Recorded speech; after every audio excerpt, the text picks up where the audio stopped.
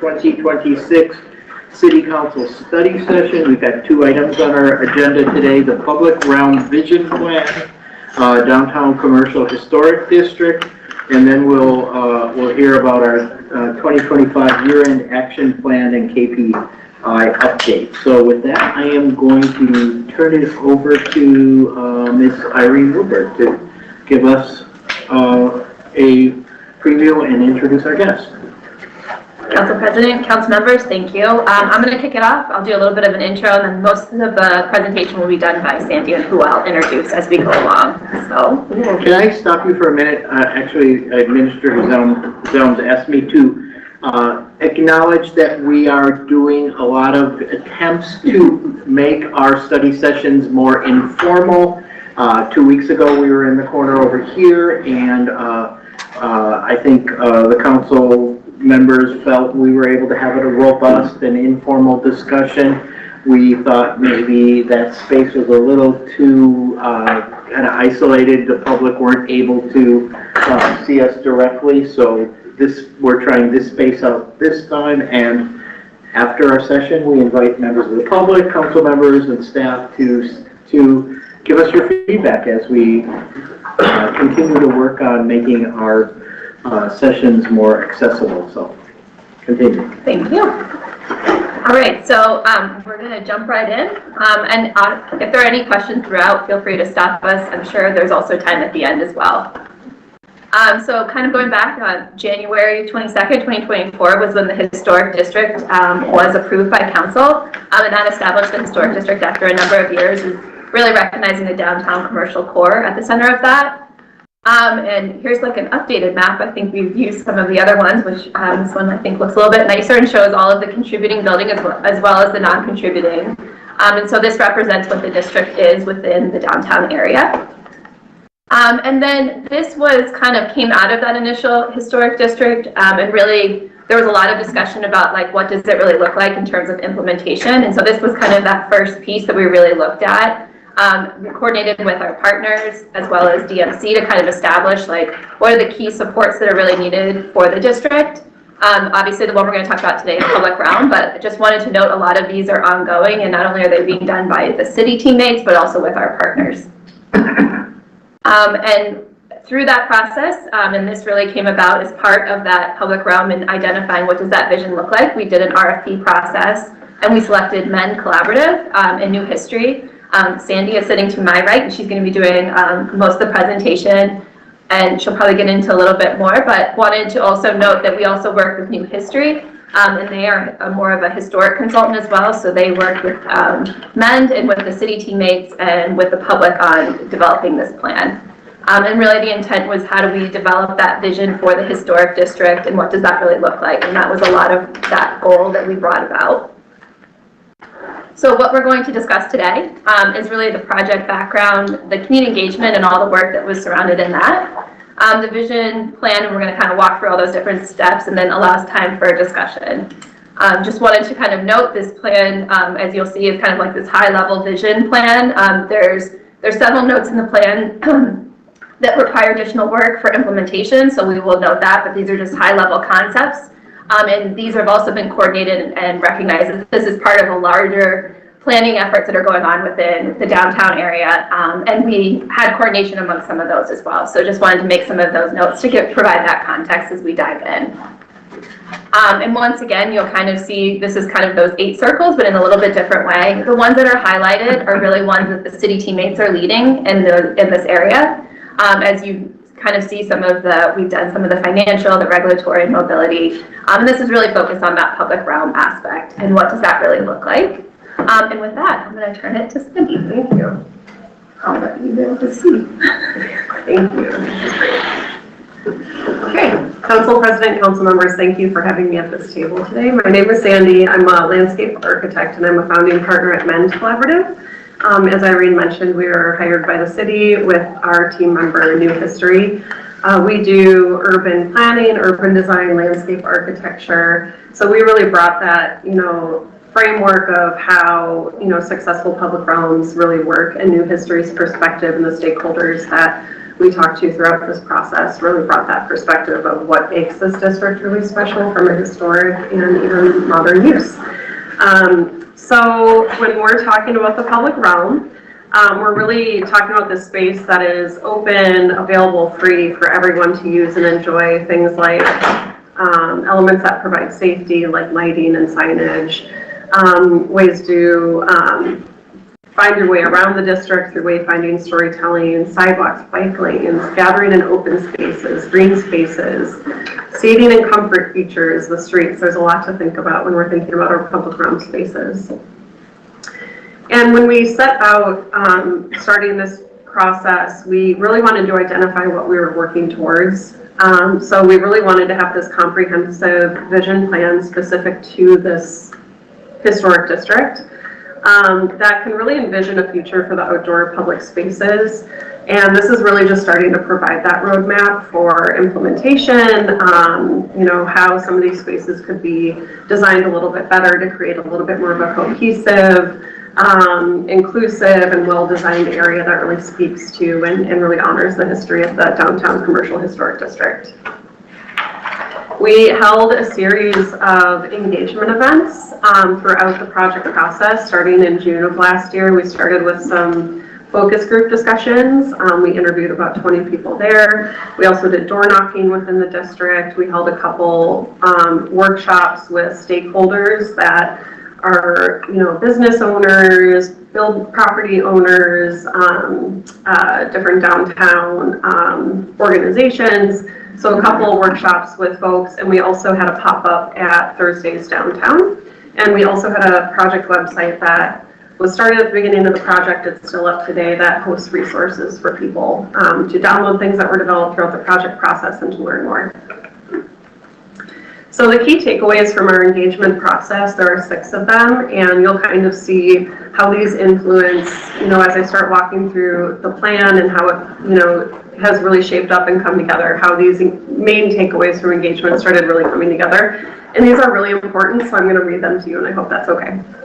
So the first key takeaway was that the district has a strong historic identity, but it needs improved visibility and connection. The second key takeaway is that there's a strong desire for a more vibrant, inclusive, and walkable public realm. The third key takeaway is activation and small business support are keys to revitalization. The fourth takeaway is that there are opportunities for improvement regarding accessibility and multimodal connectivity. The fifth takeaway is that trust, collaboration, and follow-through are critical. And the final and sixth takeaway is that there needs to be a balance between preservation and modern needs. These are presented 1 through 6, not in any particular order, but just so that we have a way to organize them. I'm going to start walking through the plan. I know that the draft of the plan was provided to you all, so I'm going to go kind of... Can I ask a question about the community engagement? Yes. If you go back one more slide, can you just give us a little bit more flavor on who you talked to in those stakeholder groups? And I'm particularly interested in whether you talked to several members of the kind of growing arts community that's in the historic district, that kind of nascent group that we're starting to see grow in that area. Yeah, I can speak to a couple of points throughout our engagement processes that we talked to that particular group of stakeholders. To start there, in our focus group discussions, the owner of Art Heads, well, I don't know if I should call people out specifically, but there were a couple folks in the business owner focus group discussion that sort of represent that kind of more creative sort of side of some of these more creative businesses. We did notice, you know, as we started studying this district and getting familiar with it as the project started, that this is a really vibrant place for, you know, design, art, everything from, you know, painting or makers to there's architecture firms in this district. So there's a lot of creativity in this district. So you'll see as we kind of get into the report here, we're kind of blending that, like, what does that mean in the context of history and these historical resources? In the workshops, there were mailing lists that were utilized to advertise the workshops out to key stakeholders. I think it was between 200 and 300 people that the invitation went out to. And we saw representation from property owners, business owners, folks that were just in general interested in the process and in this area from a historical perspective. Chime in if I'm missing anything. I was going to say, we also reached out to anyone that was living within the district as well. That's right, so residents. as well. Mm-hmm. Yeah. Okay. Did I? Thank you. Yep. Okay. Okay. So the structure of the plan. So we have 5 chapters within the plan, and it kind of is structured to, walk you through sort of this project process, and it builds towards this final vision plan. So the first chapter is about the vision and guiding principles, where we really outline, and unpack a little bit more of that community engagement and how that engagement process and talking with community and stakeholders really informed the goals and the vision for this plan, what we were trying to achieve. The case for action summary, when I dive into that a little bit, you can kind of think about it as an existing conditions report with a little bit more context to it. And then chapters 3 and 4 are kind of the meat of this plan here, where chapter 3 starts to really frame out, the framework for how we're approaching the vision for the public realm in the future. And then chapter 4 is sort of those elements that fall within that vision plan. And then chapter 5 is the sort of high-level guidance for implementation for the vision plan. So starting with chapter 1, and then I'm also going to explain sort of the graphics a little bit, just because they're a little unique. So we, and this kind of gets to that blending of art and history, where there's just a lot of creativity in this district. There's a lot of rich, culture here and history here. So we, really wanted to try and find a really fun and engaging way to kind of blend, this 90-year period of significance, but also how people are using and living in this district today. So if you have any more specific questions about any of those graphics, I can answer them. So back to these 6 key takeaways from our community engagement. Those sort of directly led to how the vision statement and the 5 key goals for the project really came together. So the vision statement is that Rochester's downtown commercial historic district is a vibrant and welcoming place where people gather, connect, and create new lasting memories among the core of Rochester's historic commercial spaces. It is a place that resonates with excitement, culture, and energy of these historic blocks and the businesses within it. This is a destination full of life where residents and visitors alike feel drawn to return again and again. And the idea of that vision statement is once all of this is implemented, someone can visit this historic district and, say that is a true statement, that is really, and then we have the 6 goals. The public realm will help foster a sense of place and community, support and incubate small businesses and local owners, and will intentionally weave the downtown commercial historic district into the greater fabric of downtown Rochester, and that it will retain the historic character of the district. The case for action, I'm going to go through this really high level. It's kind of its own standalone document, but we summarized it in the main body of the report here. And it's organized into 3 sections. And in the first section, we're really telling the story of the history of the historic district. The energy is sort of how people are using this district today. How are people living here and working here and sort of playing within the district? How are people interpreting history in their own ways in the district? And then the context is everything else going on sort of around the district and things that impact how we did this planning process. So previous plans, current planning efforts, already adopted initiatives, any regulatory, analysis that was imperative for us to understand. So Irene showed you a version of this map. This one gets a little bit more detailed with the story. In the case for action, we really, in the historic designation report, there's a lot more deep dive into each individual building and each story. Our intent here was to kind of, pull back a little bit because we know it's important to tell these stories, but how do those stories really translate into public realm? So do those stories contribute to economic development, public and civic life, or people and stories? So we just kind of started thinking about how these the buildings that were historically here when the period of significance was, sort of happening. The story also is important when we look at the existing conditions of the public realm. So we analyzed and studied the existing character, materials and landscaping, social aspects, how are people interacting within the district itself, where and what are those economic activities within the district, what is accessibility, ADA compliance, crosswalks, lighting look like today, and then how are people finding their way throughout the district today. So we did sort of an existing conditions analysis report there. The energy is, really understanding how people live and work and play here, how this district is really brought to life through public art and through design, both historic and modern, and then how that story is being told through individuals on their own properties, how people are interpreting history, and helping visitors really understand the importance of this place. And importantly, we looked at other planning work and efforts. So these are already, completed or adopted, or in the case of the Link Bus, in progress efforts that are about downtown or are adjacent to the commercial historic district.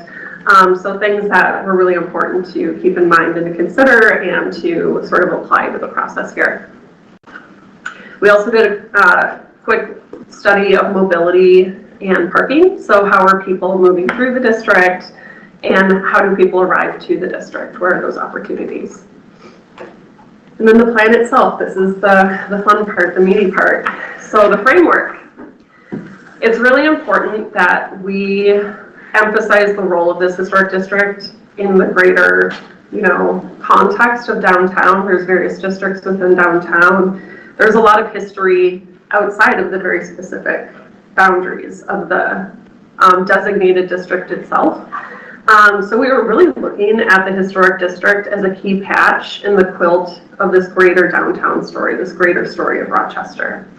So we were really thinking about how this historic district can start to, provide those tendrils and those conduits throughout downtown and start stitching all these different parts of downtown together to feel more cohesive.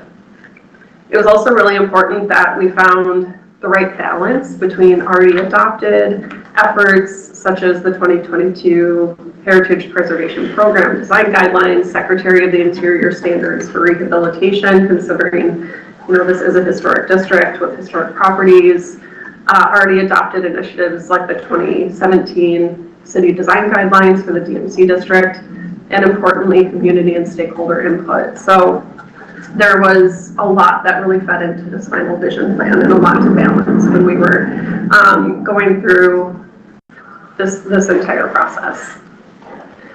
So when we're thinking about that vision plan and what the future improvements or future moves can be within this district, we're started laying it out in these 4 different lenses. So really thinking about infusing storytelling throughout the public realm, and that's kind of that pink wash, because this whole public realm and sort of everything even outside of it, there's stories to tell here.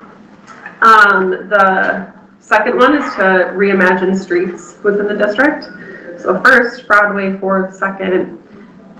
The third one is to revision 3rd Street within the district as sort of that key, corridor running east-west throughout the district, and really starting to create those connections to the river and to further west downtown.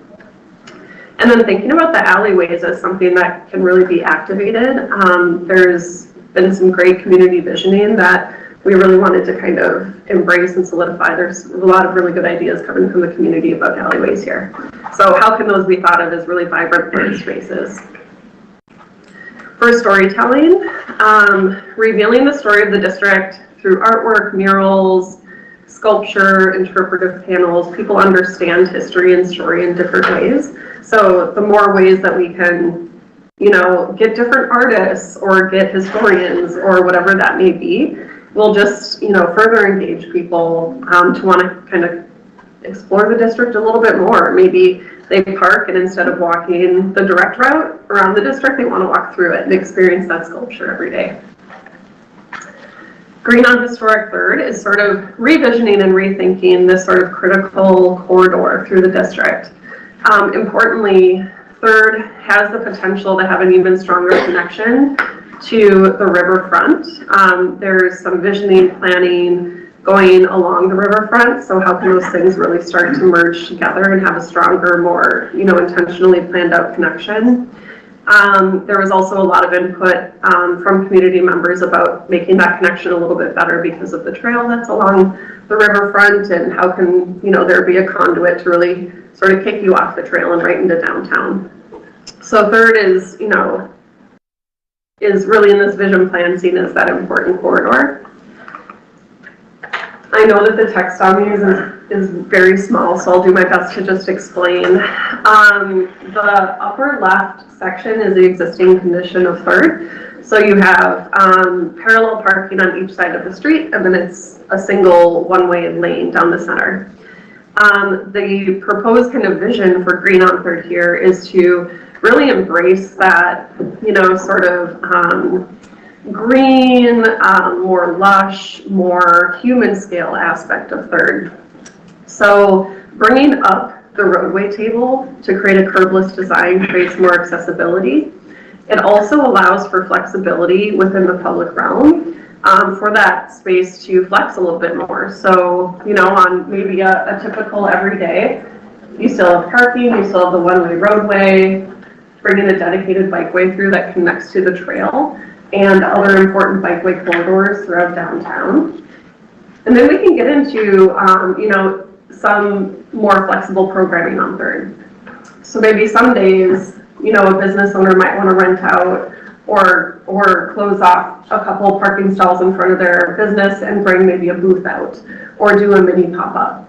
And then on big days, there can be festivals where the whole roadway is closed. Maybe there's retractable bollards on each side, and it's just this really comfortable pedestrian corridor for events and programming.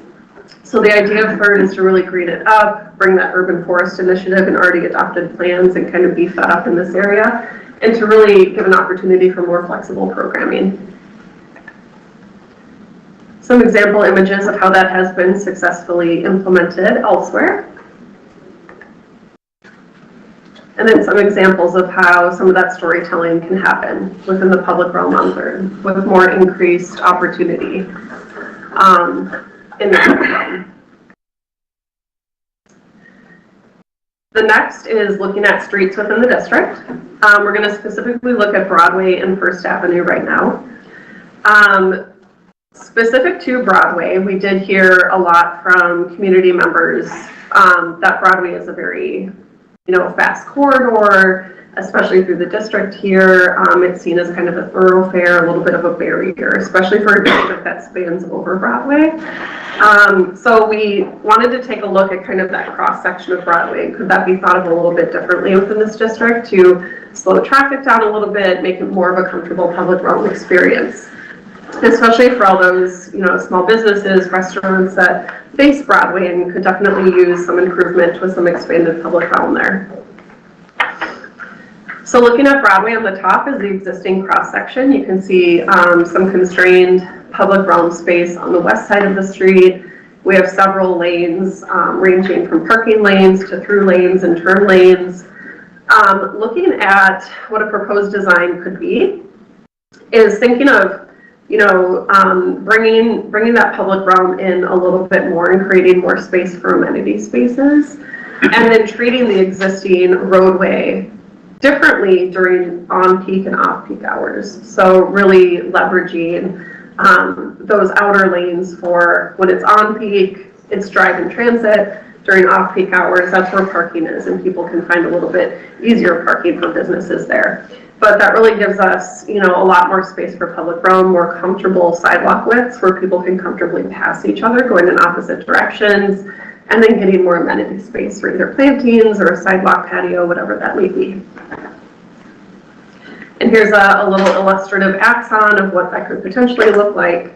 Nothing too prescriptive, but just giving a high level of an idea there. Councilmember Doring. Just a question, when you imagined this, when did you imagine the roadway going from the lanes that currently exist into this corridor and then back out? What does that look like? Zach, that's a, Yeah, I can speak. Zach's a planner with a little bit of a transit lens. So ultimately. Sir, can you identify yourself? I can, I'm sorry. I'm Zach Locker, I'm a partner in Men's Collaborative. I've been working with Sandy on the project.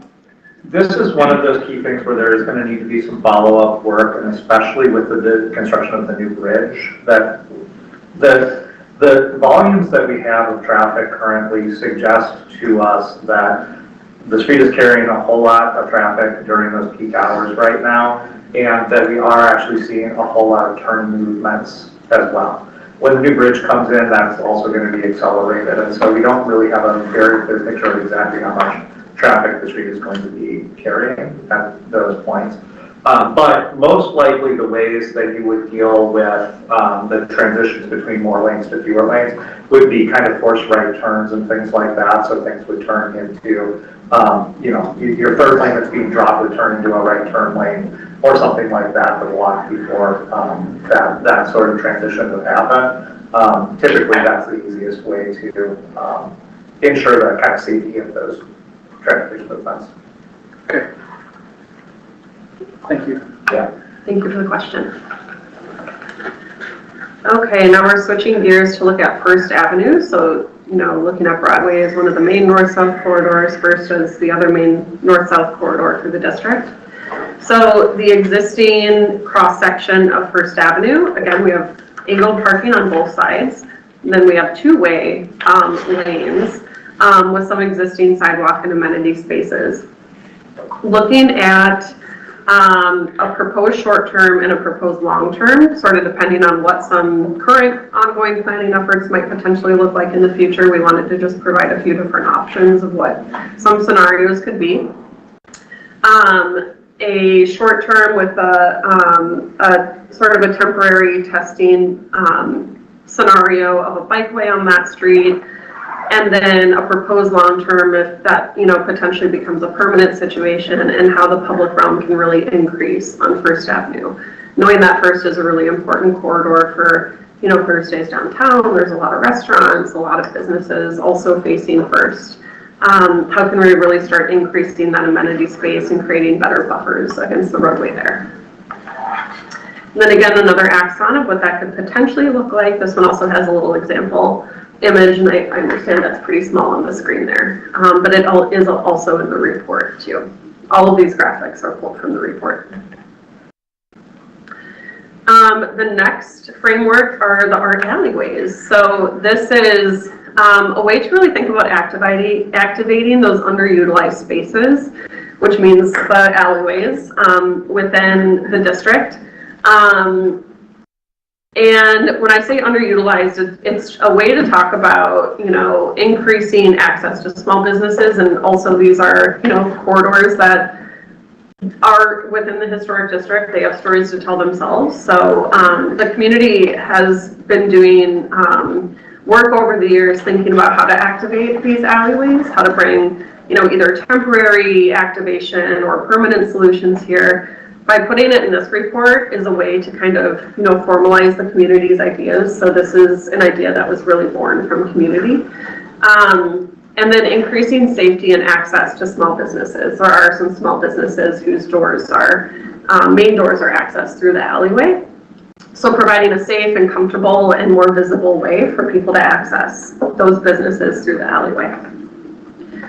And what that can start to look like, there are some logistical things. There's still, garbage trucks and delivery trucks and all of that have to go. So, closing the alleyways fully isn't, going to be, necessarily a very practical solution.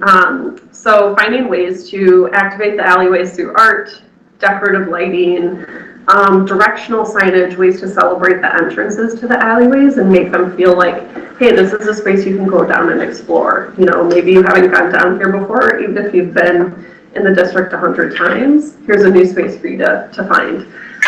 The alleyways could also, during non-delivery or collection times be activated with events as well, and maybe start to feed off of, events happening on 3rd or 1st. So it really just starts increasing this flexibility of public realm activation. And some ideas of how alleyways have been activated, but still, functional and usable elsewhere. So those were the guiding sort of frameworks. The next chapter are the elements that sort of make a public realm a little bit more cohesive. So there's sort of 6 key areas, and this kind of harkens back a little bit to that first graphic that I showed you several slides ago of, all these things that go into a public realm. So plantings, furnishings, bike racks, benches, all that kind of stuff. Lighting, different types of lighting, materiality, what are you walking on, wayfinding within the district, just directionally, and then parking strategies. These are much more further detailed out in the report. Unfortunately, we don't have enough time here for me to dig too far into these, but those are 4.1 through 4.6 in chapter 4. And then implementation strategy. You want to take over here? So kind of implementation, so I really provided that overall and like a little bit of next steps and some guiding. One was just, really start small. Think of those little things that we can kind of do and scale intentionally. Recognizing, I think, with some of these, and we recognize a lot of these concepts are going to require additional study in terms of either traffic and engineering, which we recognize. So it's how can we do some additional programming and other items why that continues to happen. And then really it's aligning our capital investments with broader downtown, recognizing this is a plan amongst others that are going on in terms of connecting those things and connecting from this vision plan to other initiatives and how best we do that to make sure that all of these are in alignment. And so that's really on the teammate side to make sure we continue to do that. It's already started. And then just really looking at partnerships and programming as some of those next steps.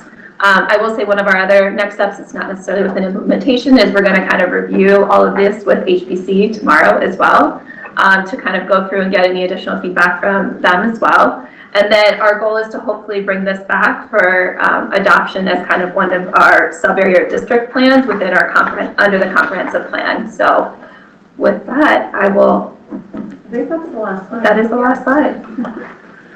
Turn it over to any questions. Thank you. I can start. I really like the storytelling angle, the use of the alleyways. Very creative. I think there's a lot of potential there.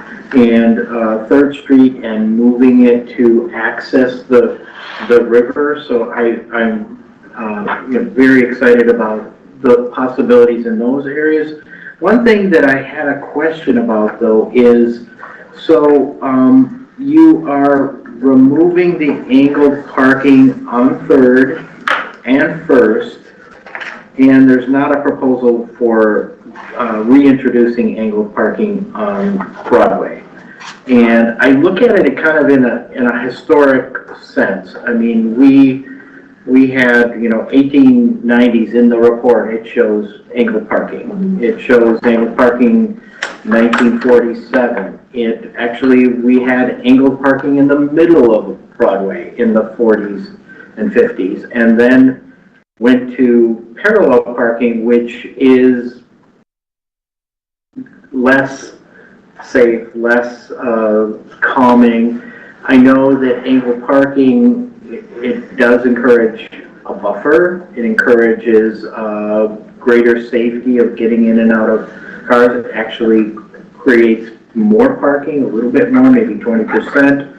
And it also gives you that Main Street feel of a historic district. So I guess in reading the report, I was curious that there was no kind of pros and cons to, we are removing some angled parking. And I know in the community there has been discussion of returning to angled parking on Broadway. So I'm curious about that aspect and where, if at all, that was discussed. I'll start and I'll let Sandy jump in as well. I mean, I think the other piece that we really wanted to look at is how do we have different mobility options? So I think it wasn't just solely looking at how do we get vehicles and cars, but it's also, is it potentially for transit or bikes? and how do we also really focus on the pedestrian and how to create that better experience. So I think all of those had to be kind of balanced as we were making recommendations and providing that high level vision is how do we accommodate all the different types of uses that we are going to need in these spaces. Councilmember Fredericks. Excellent statement, President Schubring. I couldn't agree with you more. From a practical standpoint, here's what I know. If you drive up and down our streets that have no parking on them in our business districts, there's no businesses in the businesses. Not just a few, several. So to me, I see the businesses on First Avenue Southwest that actually have parking out in front. They're occupied. So that alone, the businesses to me is what provides the vibrancy in an area. I understand we can have all the nice stuff and the trees and the places to ride bikes and scooters and have all the accessibility issues addressed. But the bottom line is we need vibrant businesses in these businesses to create the atmosphere in these areas that we need. Councilmember Wall. Can I Oh, just did you respond? wanna I mean, I respond? think Go part ahead. of our intention with giving these different options is also still including on-street parking. It might not necessarily be the same, but I think we recognize there's a need for a balance of all those different things. But also the value of having pedestrians moving around downtown has also helped create that vibrancy for those businesses as well. And if you have a better experience in that pedestrian realm, it helps people want to do that more often. So I think it's kind of balancing those I understand different that. pieces. There's 5 months a year where we have decent weather. And that's a fact.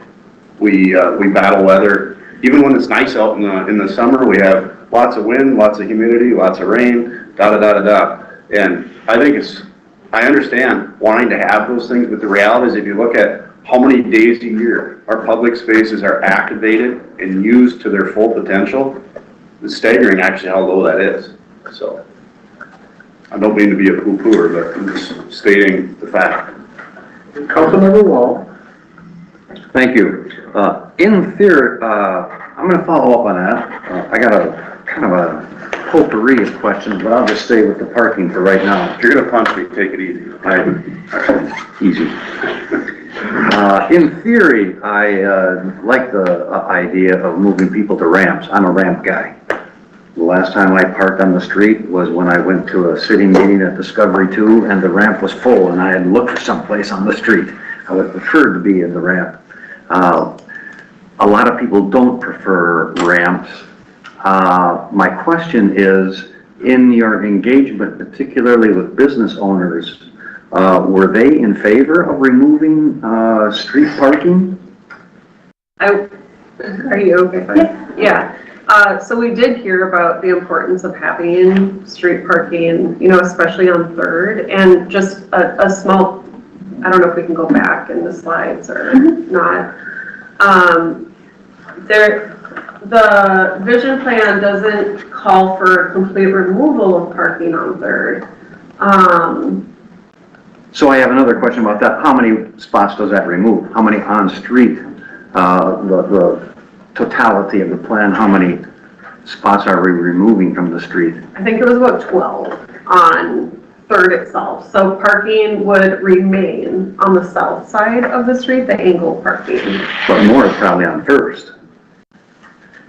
Right, but I would also note with this vision plan, I just want to set a little context. It doesn't mean that all of these projects are going to happen at one time or this will be the end. I think with all of these are concepts of how it could be, especially with this plan, and then further study would need to be required before, and additional engagement would probably be required at that point to figure out, okay, what do those priorities look like? These are options that we would consider and that we have shared and gotten feedback on. So that allows me to drill down to my very last question. Yeah. There are lots of others, but I wonder when you say, Ms. Woodward, that we're going to be approving a plan, and I've heard so much, we need to study more, we're not sure, we'll start small. In the plan itself, it talks about the short term and a medium and a long term. If we were to approve a plan as a city council, what are we actually approving? I think what we'd be asking you to do is to adopt the plan as something that has been reviewed, and in general, these are some concepts, but I would also recognize, like, this plan is consistent with our comprehensive plan and other plans, and it would be for this historic district area. It wouldn't necessarily say like exactly I'm approving this project, because there would be additional approvals later, but it's recognizing the engagement that took place and these priorities that have been identified within this adopted plan that would allow us to start that implementation of looking at some of those other things. That still makes me nervous, but could I go back to the business owners then, and how they received the idea of removing significant on-street parking? And I'm not worried only about Third, but other places, particularly First, that have. Can I jump in and talk a little bit about parking, if that's okay? Go ahead. So there are, as Sandy said, with the reconfigurations on Third and First, I think the total is that there were between, I want to say it was 27 and 32 spots removed. Remember that the reconfiguration of Broadway would actually add parking spots in a lot of those areas that do not currently have them.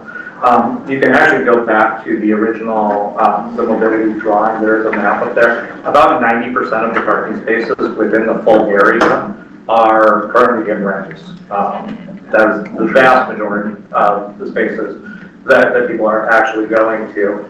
And what we really want to do, and we talk about this as a policy element within the plan as well, is thinking about how we are using pricing and other tools that we have in order to really encourage that. So at the very best case scenario, a lot of cities are actually going to dynamic pricing. And what that means is that you want on every single block that you have, you want 2 or 3 spots open at all times. So the fuller that those spots get, the more expensive they get, which directs people then to move in towards the ramp areas. But there are less, fancy technological ways of doing some of that as well that are working to really encourage people.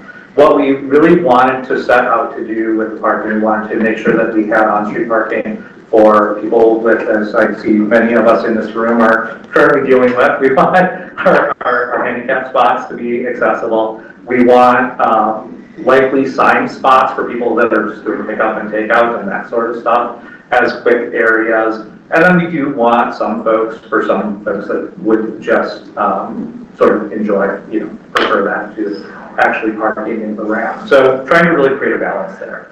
In the discussions with business owners, of course, there's going to be a variety of opinions about that that are going to vary. But the preponderance of what we heard was that what is missing, and especially from Broadway, was the public realm space to be able to have things like outdoor seating, that the existing public realm, Councilmember Friedrichs, to your point, it's really unpleasant. There's no shade, it's not very nice. And what we are kind of envisioning by having parking that only takes up 8 feet instead of parking that takes up 18 feet is that we got that 10 feet that we can start to bring in more trees, more shade, more of those sort of other elements as a way of making it a better place to walk with more comfortable, more of the seasons, more of the time as well. So there are, of course, all these trade-offs with this.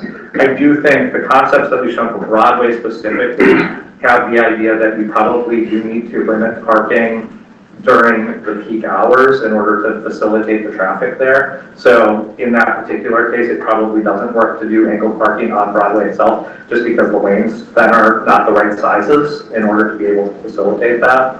But on other streets, there are continuing options for other, formats with that. So just one more follow-up question. I think I agree with everything you said, but I will just try one more time to ask the question. This will be the 3rd time. Particularly on First and Third, what do business owners think about the reduction of parking? I've tried to be clear, but I haven't. Can I just remind council members that it's interesting because we're talking about the Melt Historic District Study, and I kind of felt when I was reading it, especially pages 30 through 39, I thought maybe I was reading the downtown mobility study, which I think we're taking up next week, which actually deals with First. So just remind ourselves that we will have that. I'm not putting off this discussion for now, but we will have it again next week. So Thank you. Councilmember Miller. Well, I was just gonna say. Yeah, do you want to finish up there? Yeah. Yeah, just really quick, because I know we're on the time, but, where Zach was going with how the parking, on-the-street parking, taken into consideration, what's going to be sort of those short-term spots, where are the accessible spots going to be? I think that's getting to Irene's point of those next studies that need to happen, and then I think there'll be further input from community, from property owners, from business owners on that. And I guess I'll just say, I mean, we can go, frankly, we could go property by property and say like what each one of them said in the ways that we try to accommodate their specific needs for their buildings. That includes not only parking, but things like how their, when we talk about the alleys, how their deliveries are happening, how their trash is happening. We have had those conversations with all the business owners. I would not claim to say that there are not some business owners that would be concerned about some of the alignment, and that's where it's sort of sometimes looking at the district scale and looking at the individual scale, you've got to find the right balance between the preponderance of what you're hearing from the community, from the business owners, from the property owners, and so on. Councilmember Miller, do you have questions? I'm gonna move this along. Councilmember Miller, because I've got 3 more council members after that want to speak. Thank you. I'll try to be concise. One, I just appreciate that this plan really seems to take into the context of the downtown and different times of day and different times of the year. I mean, to Councilmember Frederick's point, I mean, we do live in a colder climate. There are times of the year that more people are out. There are times of the year where maybe that street is less activated. But I think having a design that flexes up and down depending on the use, the time of day, is really smart. I mean, I'll note that we're in a very different configuration than a regular council meeting, and that's what intelligent design allows us to do with this space. But to the point of parking, I think that we often talk about how do we manage the supply of parking and how many spaces are there and where are those spaces. And just be remiss to mention, I think a couple of years ago, there was a parking rate study that considered exactly this, of how do we encourage people to consider using the ramp, and the council at the time made some changes to the parking rate structure. It does sound like there are opportunities to consider additional steps in that direction. But I also hear from business owners quite frequently that there's not a comprehensive downtown employee parking program or concept for non-Mayo employees. And Mayo has a very specific set of parking structures and programs that are available for patients and employees. But I get the sense that we're maybe have an opportunity here to think about employee parking programs. We have surface lots that are over at the Civic Center South lot, which is roughly the same distance from there to downtown as the Mayo Southeast lots are, and I see many employees parking there and walking if they're not on the shuttle schedule. And so I suspect that those are places where we could provide some more affordable downtown employee parking, and then the ramps could be priced differently. And I suspect that many downtown business owners don't want their employees to be parking on the street, taking up spaces where customers could be coming, but it feels like we haven't yet gotten to the place of managing the parking, the demand for parking and where it is. And we end up arguing about how many spaces are on each block, which is in the context of this plan, recognizing that that's a trade-off of the use of the public space. And so I feel like it's a management question and a policy question of how do we appropriately manage the space. And I really just want to commend you for the creativity of flexible lane use, that at peak times where we have a lot more people trying to enter or exit downtown in cars, that space can flex differently. But during the middle of the day, when those are just very wide lanes that are somewhat difficult to cross if you're on foot, I think that this kind of concept gets a really smart use of how do we manage that program, or how do we manage transportation depending on the time of day and month of the year. I was also just going to mention that I just want to reiterate the small business supports and activation of spaces to get more people, because those people are hopefully customers for our downtown businesses. And I think recognizing that how we fit more people and encourage more people downtown into the public space gives business owners a lot more of an opportunity to encourage, market to them, offer some amenity reason to come into the business and hopefully spend some money. And I also like that you've kind of drawn soft edges around the district, because I think it's important how this interacts with the spaces beyond. And I would also just mention the somewhat prominent empty lot that becomes a snow dump at the corner of 4th Street and Broadway. Like a really unactivated space that falls outside of this district but interacts with the district. So how we think about those edges is important. And my understanding of how this district moves into the downtown and draws from the downtown. And then I think, you know, the other piece that I hear about thinking of the budget and the city supports, there's a lot of talk about art, but I would just recognize that we as a city only have a public music department, and we don't necessarily have staff managing the art in the public space. And at other cities I've lived in, I include Iowa City, that I think has done a very wonderful job encouraging public murals, encouraging public art. They have invested in some of the staff support that makes that possible. And I look around the room at community development, and I just think, well, I mean, we could ask community development staff to do that, but I suspect that they're quite busy, and we often hear about the limited staff time. So I think that that's an important consideration of what the staffing looks like to manage some of these initiatives.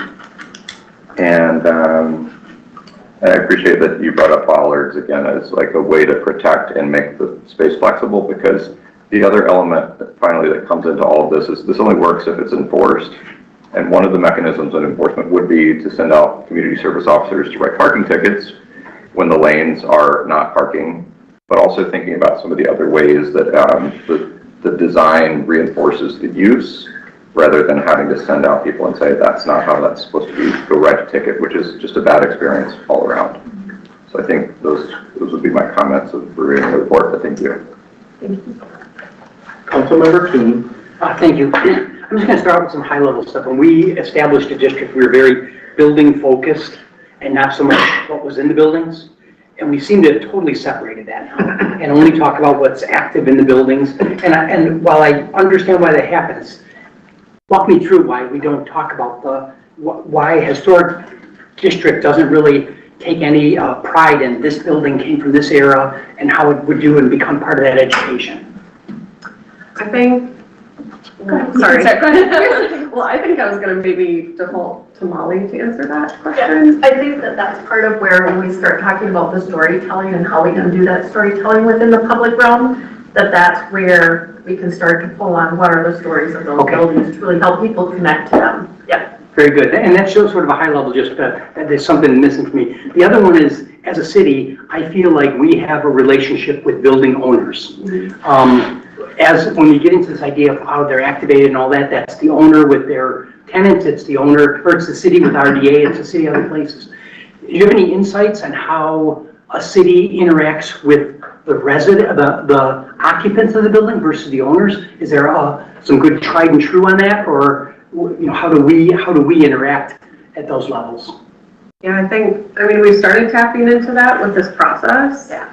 And I would say our partners downtown, including RDA, who you mentioned, are definitely part of that as well, and helping with that. And that's also where engaging with, I can't remember, maybe it was Councilman Schubring who asked, right, how do we engage with the business owners who are the creative people, you know, and the creative down there. Thank you. I mean, I'm just doing high level things here right now, just that, to me, we jumped past that, and I want to kind of consciously say, like, we have building owners coming to us and saying, this is what we want to do at our buildings, and it's in this historic district, and it has no connection to what we're talking about, because they are disconnected from this sort of discussion. So my point's more specific on this. Like, everybody realizes this downtown real estate is so valuable, but the same thing is true about the downtown right-of-way. And the right-of-way, as we commit more and more of it to parking and driving, there's less available for this public realm and less available for this other sort of activation. The other, like, ugly fact is the more parking and the more cars you let into these areas, the less activation you can have, because these things take up all the space. So I think there is a good reason why we have to manage these things. I'm not coming here with number of parking spots. I don't know how that has to work. As Councilmember Miller said, we tried to do that a little bit with this sort of incentive things, but I think Councilmember Wall is the outlier. I think Minnesota people do not want to go into parking ramps, and any successful system in the city of Rochester will require some sort of education or some sort of thing we do to make people comfortable driving into a parking ramp and going to dinner. Because right now, it's a block. It does not seem to happen. They want to park at the businesses they're going to. And the more we placate that, I think the less we'll get to the idea of having an active downtown. Our city has a complete streets policy, and I think we all know that. So that means we have to provide some level of protection to those at risk, either walking, rolling, biking, or who are those commuters downtown. I think that is on us, or change our policy. When we say we have these policies, we have to find a way of implementing them. Now, we always get into these arguments that how few and how many, and I think they're valid. I think this idea of we should have all abilities and all ages in our downtown would be a wonderful thing to be able to have, but cost effectiveness, these are commuters coming to work or sometimes coming down at other times. But I think we have to find a way to make those sort of trips as safe as possible. So I guess the other sort of thing that I feel like I really love that picture of the workmen putting up the sign on there, because I think we really miss out on this sort of education of what our history is, in some way of telling that in our downtown. The other thing, as far as this, I really struggled opening this packet up and saying like, okay, we're just going to look at public realm of the historic district. But I'm really glad that it did have these sort of tentacles, because we can't do the signage or the wayfinding for the historic district and then do it totally different down the street. We have to integrate these things. Someone mentioned 6th Street. I don't know how far north we go to, but our downtown is trying to extend in some areas. And I hope we can find some ways of supporting those things. So if anyone wants to comment, I'm open. No, I would just note, I think that was part of where the edges around was recognizing that some of it kind of goes beyond the historic district, but also recognizing how does this fit into those larger contexts in terms of other planning efforts that are underway, and how do we make those distinctions and how do we complement each other. There's a lot of larger things, and when you pull back, it's like, how do these things all work together? And that's also the reason we were intentional about coordinating with other efforts, recognizing there are some other things that are happening that we had to take into account. I think that's part of where we were going with this, and I think it kind of goes back to some of the feedback we heard early on for the historic district, like how do you know you're within that area, which is why we so focused on the public realm. So that when people are starting to enter, is there some distinctions here that start to really recognize that history, and that also leads to the storytelling. But I completely agree, like if we're going to do wayfinding, it needs to be like, how does that do citywide? It's not just within that. And so we had a lot of those discussions where it's identified in here, but it might be a piece of larger conversations as well going forward. Thank you. Okay, so we have Councilmember Palmer who wants to get in, and then we're going back to Councilmember Fredericks and Miller. So Councilmember Palmer. Well, thank you. Mr. Wall brings up a point, and for me, you said that the plan comes back, and part of the problem with this is I would rather see us adopt a plan, or not adopt it, but receive it. And because what happens is these plans grow legs, and all of a sudden it comes back. Well, back in February 26th, this is what we showed you, and this is what you're going to do. And so that's kind of a thing we've fallen into that I'm not a fan of. So I would like to receive it and let it go at that. I think number 2 for me is the area that we're talking about on First Avenue runs from 2nd Street Northwest down to 6th Street Southwest. And like in front of the Jacobson building, now that that's constructed, diagonal parking coming back, well, I'm doubting that you're going to allow that to happen, but I think it should, because that adds a lot of parking to everything. You show a picture of 3rd, and then you show a picture of First Avenue, and you literally are losing half of the parking. You take it away from the west side, and you take it away from the south side. And just literally, it's half the parking that you're going to lose in both of those. And I think as a business person or a person that's running the business down there, not the landlord, but the business, I think that having convenient parking makes more sense. The alleyways, I don't know why you couldn't do your alleyways and make them bike lanes. And that to me would seem like a simple solution to bikes, is that you run them down the alleyway and they could go from there. And I think that would make more sense. Kind of the thought I had too is when we had COVID, we took a lot of parking spots and took them out and said, hey, have a restaurant here. I remember going to, after work, going down to News and sitting there, and then take them down. I mean, you can temporarily block some of these parking spots, but allow them to be there. And so that's an idea that I did not hear. What I did hear, and really kind of upsets me, is this non-delivery you had in there that we are going to deliver downtown, or we're going to have a certain time. The other frustrating thing, it's really frustrating, is for the last 6 years I've heard storytelling. Oh, we're going to tell a story. Well, for 6 years we've said it, and no one seemed to be able to figure that one out. And wayfinding, it's probably one of the words that just grinds me is when I hear about wayfinding, because we've talked about wayfinding for 6 years. We haven't done anything. It's not that hard to figure out, but it seems to be very difficult for us to figure out wayfinding and storytelling. One thing I didn't have, and it didn't dawn on me until this meeting, the downtown master plan from 2010. If you could provide that for us, I think that'd be nice to see what we thought in 2010, what's changed since 2010, which is a lot. But then for us to look at that and say, you know, what did they want to do in 2010, and did we achieve it or did we not achieve it? And I go back to Mr. Wall and his parking. I'm about a 50-50 on parking, because if I'm going to go to the bank, I don't want to go in the parking ramp. If I'm going to go to the post office, I don't want to go in the parking ramp. But if I'm going to be there for a longer period of time, more than an hour, I'll park on the ramp. Less than an hour for sure, because then it's free. But, you know, we have convenient ramps, but not everybody wants to use it. And like Mr. Frederick said, we have 5 months here of good weather, maybe, you know, and why are we trying to take everything out for that? So this parking thing bothers me. I know some people are all gun-ho, get rid of cars downtown and just have everybody walk, but it's just not what people want. Councilmember Fredericks, what is the projected cost and who's going to pay for it and what does that look like? So we got some general estimates, so we could start to look at potentially our capital improvement program in future years, and then also looking for other funding sources to be able to support that. So we got some ballpark numbers just for us for planning purposes, and then we would have to identify larger things within either our CIP or identify other grant sources as well. And then some of the other items we would either need to work through our budget or work with our partners as well. So we don't know for sure how much it's going to cost, and we don't know how we're going to pay for it. We have estimates for some of the work to do the larger kind of realignment of some of those streets, but also recognizing like it's a ballpark number that we know that we need to have a formal engineer estimate at some point, but we can use those estimates for our planning purposes. And one thing I wanted to say, Councilmember Palmer, business owners do care about their parking, because the more amenities you have out in front of your business, the easier it is to rent. And your tenants are always changing, so. Go ahead. Councilmember Miller. So we're just going to pose a question, and I'm looking at Mr. Fagan, who I know can't answer us today, but I'm curious if the city or RDA or someone, even business owners, know how many of the cars in general who are parked on the street are customers to downtown businesses. Do we have any sense of, like, we see the block is full.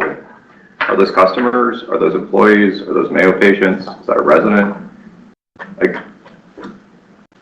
I guess I'm asking because we're talking about business access and we're saying the block is too full, but I don't sense that we have good data to make that conclusion.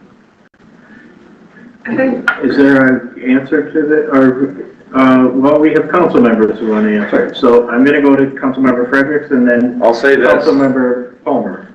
I'll say this. That car parked in front of there's a lot better chance they're in that business than if there's no car there and there's no parking there.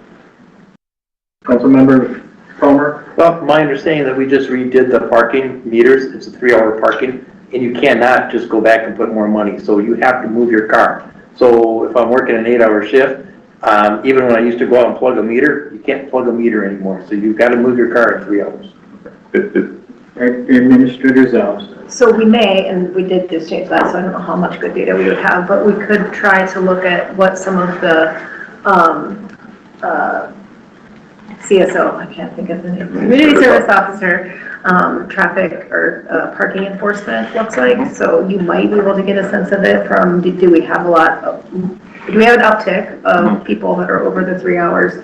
And we probably have some information we'd have to make sure that it still meets our private data requirements, but we might be able to get a sense that it appears they live here, but we wouldn't probably know that, where they work, those kinds of things, it would probably be a very high level of data that you'd be able to get from that, but that might be a resource. And I appreciate the detailed answer. I guess what I'm trying to highlight here is that I think all of us would agree that we want customers to be able to access the businesses. And I think we're making a jump to parking supplies, like a guaranteed if this then, and I'm just not sure that that's true, and I would like to understand that more.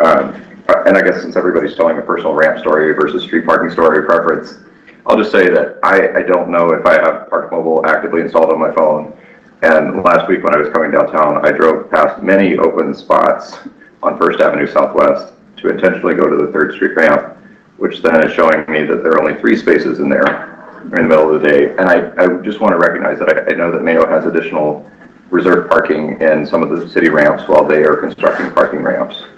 But I personally would like to see us prioritize the public ramps for, again, customers, downtown users, because I think that Mayo needs to figure out how to provide its own parking and access to its buildings, and that's a competing factor because if those spaces are taken up by Mayo-related users, then that is less access for downtown customers, downtown business owners, et cetera. And so I just want to make sure that we're balancing those needs, because I was personally surprised to see the ramp so full when we've seen other data in the past. And Just to clarify, you actually were in a vehicle, a car. it was cold. It was one of my 10 or 15 days a year that is not great biking weather. Yep. Okay, so we have Councilmember Doring. I have one final question, and that was part of the storytelling and wayfinding. And this I actually want an answer. When we look at maps that show storytelling the history, and then we think of modern businesses today, how do you reconcile those things? Because if somebody's downtown and they want to go out to eat, I mean, you could look at a map and say, well, there's a Columbia Hotel, that's not a restaurant. There's a Union National Bank building, that's not a restaurant. They actually are. That's Marrow and Tide Pop. Mm-hmm. So like, how do you think about mapping and what you're communicating to people in the public? I think that's a really important thing to dive into when you get into a storytelling and sort of strategy. And we've actually had that conversation with, are there any artifacts reused in the public realm for businesses that don't exist anymore? So how do you create a way to tell that story without it, being like, oh, that's what that is, but that's not what that is. That's actually a record shop. So, it probably comes down to different, Molly, I will let you chime in too. Yeah, well, I've been doing this long enough now where, we used to have to really rely on printed maps, and now we rely almost completely on digital. And that's one of the ways, where you can keep new information, updated information about who's currently in that location. And that's the type of thing that we're working towards. And I think some of that using technology in a smart way, I also really enjoy non-technological ways of reading about history and more creative ways that's told. But if there's like a really deep history, there were several restaurants or several businesses in this, using something like a QR code so that the map itself can be, current businesses, but finding ways to tell that story in a little bit deeper of a way. Or maybe the historic storytelling is a consistent, medallion in front of each business so that, this is sort of concreted, cemented in history, and this is what it was. But the business itself can have its own signage that is current and draws people in. Councilmember Doring. Yeah, I wanted to second some of what Councilmember Miller was saying about art in the public space and being very intentional to have a comprehensive overview of that art. So it's not just finding artists to paint murals, it's also ongoing maintenance of art installations, things like that. My parking ramp story is that for the past 9 months, I've searched and wondered where accessible parking is, right? So I'm not going to dive deep into the parking realm, other than the fact that I would be worried that we would cause someone with mobility issues to walk multiple blocks to be a part of the downtown community. So I'm thinking about historic 3rd Street, where there's, I believe there's one accessible parking spot in the middle of the block. You take that away, then you're requiring someone who is using a cane or crutches or a wheelchair to travel quite a long distance to participate in community activities there. So I just want to be very conscientious as we move forward to make sure that these public spaces are really for everyone in the public. Also, in the materials section of the longer report that does list, anticipated costs and average costs, all that kind of stuff, which I thought was very helpful for me as I was trying to discern who was going to pay for this and what that would look like. I didn't notice anything about auditory cues from when you were entering into a district or not, or when you were crossing a street that might have been changed significantly from historic memory. And I would encourage us to think about planning for those auditory cues as well. We do have some crosswalks that absolutely provide auditory cues for when it's safe to cross and when it's not safe to cross. But we also have many intersections in this community that simply don't have that. And I would love for us to incorporate that in this redesigning of the historic district as well. If I may, there are only 3 on-street accessible spots within the entire district. Yeah. It is our recommendation that there should be at least dedicated, there should be 2 unblocked paves. Yes. To significantly improve that things. We do not do, and this goes to the auditory crossing signals as well as the tab strips and other accessibility things. That's actually one of those things that when we talk about the balance between current needs and historically those things were not incorporated. So we've always defaulted to ADA compliance when those are in conflict with each other throughout the area. I appreciate that. Again, as a medically focused community, I think we should go beyond ADA compliance, especially in that downtown area. Councilmember Keen. Oh, no, I'll pass. My comment was when the thing was going on, but it's passed now. Councilmember Waller. Do you have examples of like cities to Rochester who have used some or all of these strategies and are thriving with the changes that have been made in the historic district? Yeah, I think one that we would point to that within their larger downtown, but specifically some of the sort of alley improvements that have been talked about, some of the small business programs that have been talked about, and some of the parking management that's been talked about. Fargo, North Dakota has actually done a lot of incredible things in their downtown over the past 20 years. So I think they're a town that we would kind of point to as a similarly sized city. The combinations of, the college towns are interesting comparisons to Rochester because Mayos obviously has college-ish aspects to it, but it's that sort of dominant use within it. So, there are other examples from Lawrence, Kansas and Texas that have done some of the similar types of things as well, that in fact managing their spaces and balancing downtown arts, storytelling, and small business as key kind of focus components.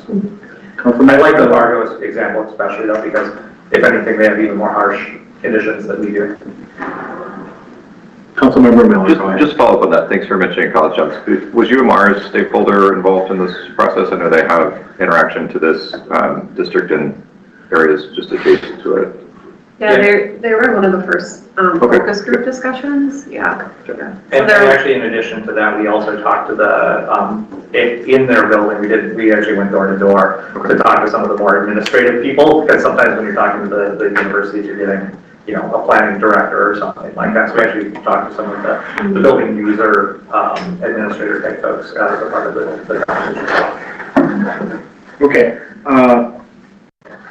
Councilmember Wall, I am also a ramp guy, and I bring it back to angle parking. An interesting discussion. I'm looking forward to having this discussion again next Monday. But when I talk about angle parking, what I'm really looking at is from a historic standpoint, looking at it from how does that enhance a public realm in a historic district. So I would hope, you'd go back and look at that and, invite the HPC also to look at it from that standpoint. And then I also, if, we are studying the use of alleys, I would agree with Councilmember Palmer. Let's look at, is there potential for bike lanes in some of those alleys? I know there's safety issues and whatnot, but looking at that, I would be interested in seeing more on that as well. So, kind of wrap us up, what's next steps?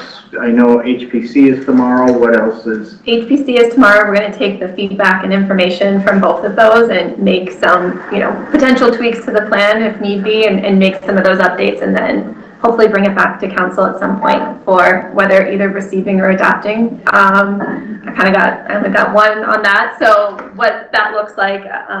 And timing, do you have a sense of? I think our hope is within the next month or two at the latest. I think we're going to HPC tomorrow to get some feedback, and then we can synthesize all of that and be able to move it forward. All right.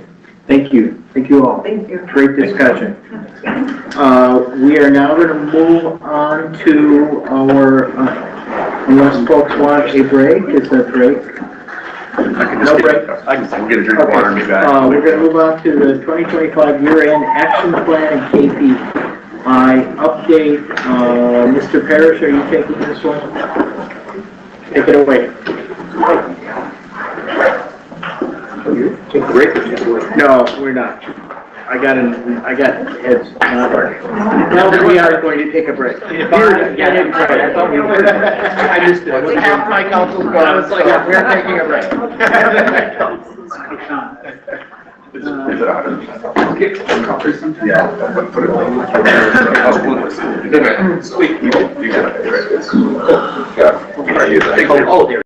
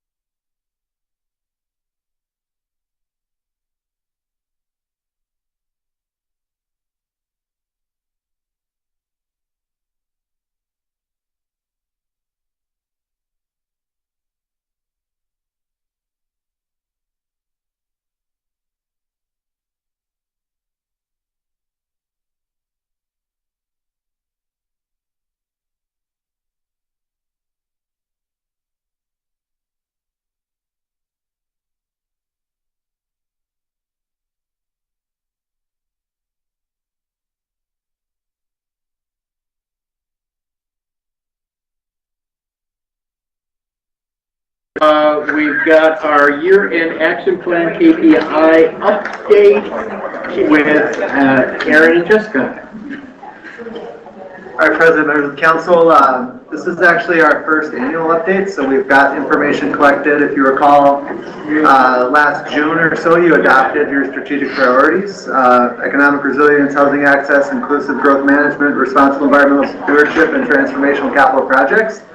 We're just going to walk you through how we did last year. Remember, though, this is sort of our first run through, so some of the data is, starting, and we don't have history. I'd also note that our goal would be then to come back in August just to give you kind of a mid-year check on how things are going, and then rinse and repeat for future years. So we like to check in on this every 2 years or so.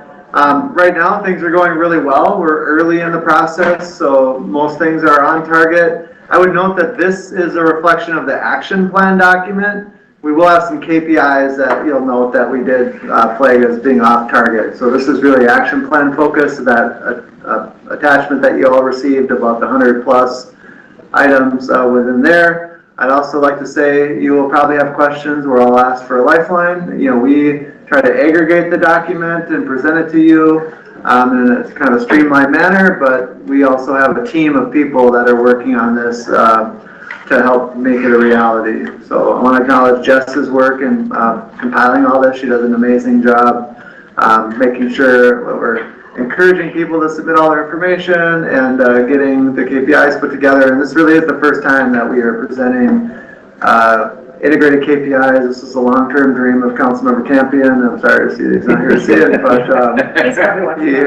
if you happen to see him, say, finally made it to the KPI document. Economic resilience, we've got a number of good things happening in that space. So again, we're just pulling out a few things from those 100 plus line items. We did get Excella moved to the cloud. That was a real big lift for the team and the building community to transition to a new software. Big change at the state level. We're now doing both permitting and inspections around roofing and siding, and so we had to kind of staff up for that and try to be responsive, but also there's a change management component to that for folks that did not have to do those kinds of things in the past. Regulatory improvement side, and this sort of comes across all categories when you talk about inclusive growth management, etc. We're trying to streamline our process, make it more efficient for people. We did get some administrative fee ordinances implemented, and the clerk's team is working on a film permit license to address that. It may not feel like we've made a lot of progress on Chateau, but your feedback the last go around was super helpful. It gave the team some direction on things we can continue to work on in that space, and continue to advance a request for funding and move toward an operating strategy there. We spent a lot of time a few years ago on a disparity study, and those recommendations are now starting to work their way forward and looking at those tools. Housing access, we've processed 15 rehab loans, 378 housing units created and preserved, so a lot of activity in that space. RPU continues to work through lead line service replacement. We have 20 lines replaced, next phase coming out in May of 26. We did hit 88% for residential permit review within 2 weeks. So that's an ongoing thing. We just want to make sure that when permits are submitted, we're getting timely review. A little longer leg on the commercial space. And this is a two-way conversation, so you'll hear stories about permitting review. Sometimes we take longer than we need to. We do have peaking seasons. Sometimes we're waiting for information from the applicant too. So there's a lot of sides to that story. Homeless outreach and the PD, we had a lot of success with our outreach navigator, and so they were able to connect 26 individuals to housing and other supports to help them in their journey. Switching over to inclusive growth management, in the transportation planning space, we had the mode shift coordinator brought on board. He's been in his role for a few months, so excited about the energy he's bringing to the role. Transit optimization, so again, we need to always continue to refine that space so we can have a service that's effective, meets the need, but also financially sustainable. So we did all that route optimization last fall. We're in the middle of a route optimization experience right now, and we're in the middle of the RFP process that will be coming forward to you later in the year. Thanks to congressionally directed spending, we were able to accomplish and receive $1 million in federal funding for the East Sunboro sewer improvements. We continue to have that sort of in the bonding space. And then you also authorized us to take a very close look at our TIF districts, and we'll look at what additional resources we might be able to bring to affordable housing investment, how our administrative fees are going, what our timeline is for district decertification to get those back on the tax rolls, because that's always an exciting thing for us, is when they decertify, it comes back to our levy. Responsible environmental stewardship. You guys have been doing a lot of work in this space, the RPU board as well, as we move toward the 2030 goal of being renewable and executing on power supply contracts for wind and solar. Also in that, you advance the big battery storage piece there. So a lot of work happening there. Generally those things are on target. Still trying to manage and nurture our simple relationship as we move forward in that space as well, to 2030 and what that looks like. The team's also getting out there now, and you might notice that this could generate some energy in the community as far as the rollout of advanced metering and what does that mean, what kind of information is being communicated back to the utility, and then really just starting to kind of pilot that out and see what the resident experience is like for our initial group of folks that are getting their advanced meters now. We are in the energy sales business, but we're also in the energy conservation business. It's sort of a mixed space to be in, but we did look at our 17.4 million kilowatt hours saved in 25, and so that's positive and a reflection of RPU's sort of energy conservation mission and efforts and some of the state requirements in that space. You all adopted a rate policy, and we continue to seek grants to build out infrastructure capacity at our different facilities, and are starting to look through that in our fleet management. You talked about that in the budget as well this year. Transformational capital projects. I'd like to say that a lot of these are going very well. Link is 27% plus or minus complete, and then the fleet delivery continues to be something that team watches closely. Getting to that 90% design space for the 6th Street Bridge and riverfront improvements. A lot of permitting happening there. As you saw, you had a change order last week, kind of in that space as well, but exciting to continue to advance there. Our downtown geothermal is getting close to being fully commissioned and on board. A lot of success that's happened bringing that project forward, and really creating a template for how we're looking at that data and bringing it to the Parks and Forestry facility and other facilities as we look at options for the geothermal, particularly the Darcy Well systems that take up a lot less space. But 48% energy reduction from baseline at City Hall. Saw 69% at the Arts Center, 63% at the library, and then 10% at the Civic Center as we continue to kind of implement there. That's our last one coming on board, but final work will roll out in 26 there. Also, we feel like we're on a really good trajectory to get the tax credits on that project. If you remember, that was a little bit of a more uncertain conversation at the turn of the year, but we are basically able to feel confident in the idea that we are going to get the tax credits that we had anticipated. We're still on track for that as well in the Parks and Forestry facility. Also a project that is on target and on budget at this moment, seeing that come online this year as well.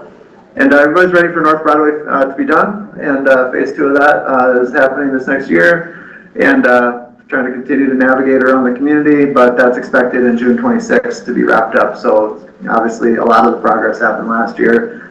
And I won't go through all these now, but continued conversation. So in the equity space, got a lot of teammates in the language line, and that have continued to provide more access to that, and a pay differential program for folks that have an additional language that they're able to provide to the community. A lot of internal conversations happen in the organizational service space.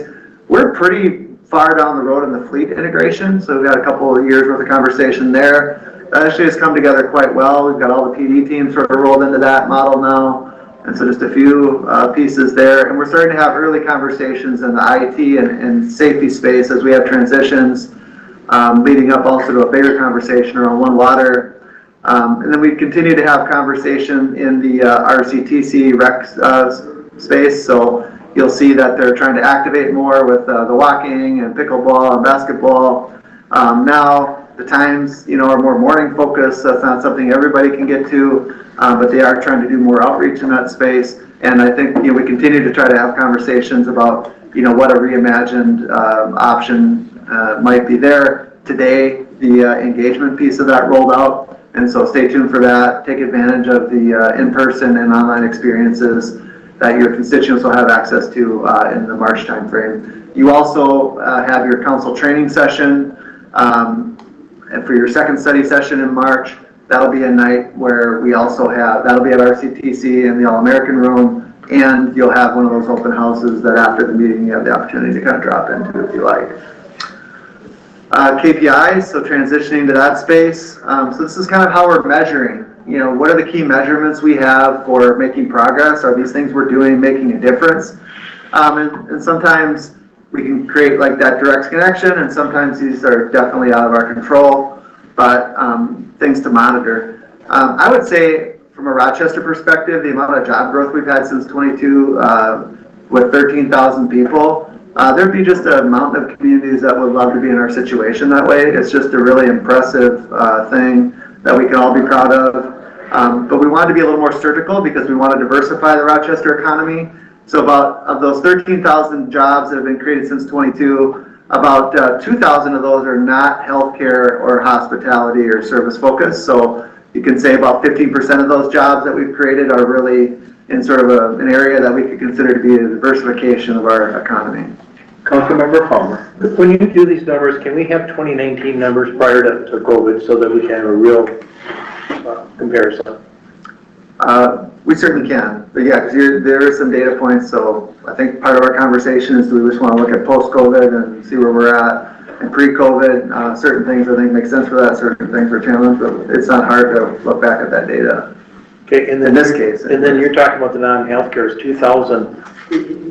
So are they city employees, or how are they? It's a deal. No, yeah, the breakout, it's all over, you know. Ready does actually a nice job with their quarterly reports. We just forklift this data from those Ready quarterly reports, and it's a variety of sectors, but we could try to get you a tighter breakout of next time of where that's coming from. I'd be happy with the 2019 year. Councilmember Keane. Yeah, I was just going to comment that these are these are good indicators of the health of our economy, but they're not our numbers, right? They're things that are going on around us, and we're just, I like your term, forklifting them from the Ready reports. Yeah. Yeah, which is forklifted from state data, you know, yeah. just. And it does say economic resilience, and it is our economy, but it's not Rochester. It's the Rochester, or it's not even Rochester, it's the MSA. Yeah, MSA. It is the MSA around Rochester? Yeah, I mean, it's principally Rochester, but it's a little bit bigger. Yeah. Is it as big as the county? Yeah. Bigger. It's about. Okay. And let me double check on that. This may be Rochester specific. Sometimes we can get it straight Rochester, okay. and sometimes it's MSA. So let us double check on that next time when we bring it back. Yeah, again, I just wanted to make sure we knew these aren't like we're working on getting these numbers up. If we're doing our things right, these numbers go up. And that's how I looked at these as indicators of good performance. Councilmember Frederick.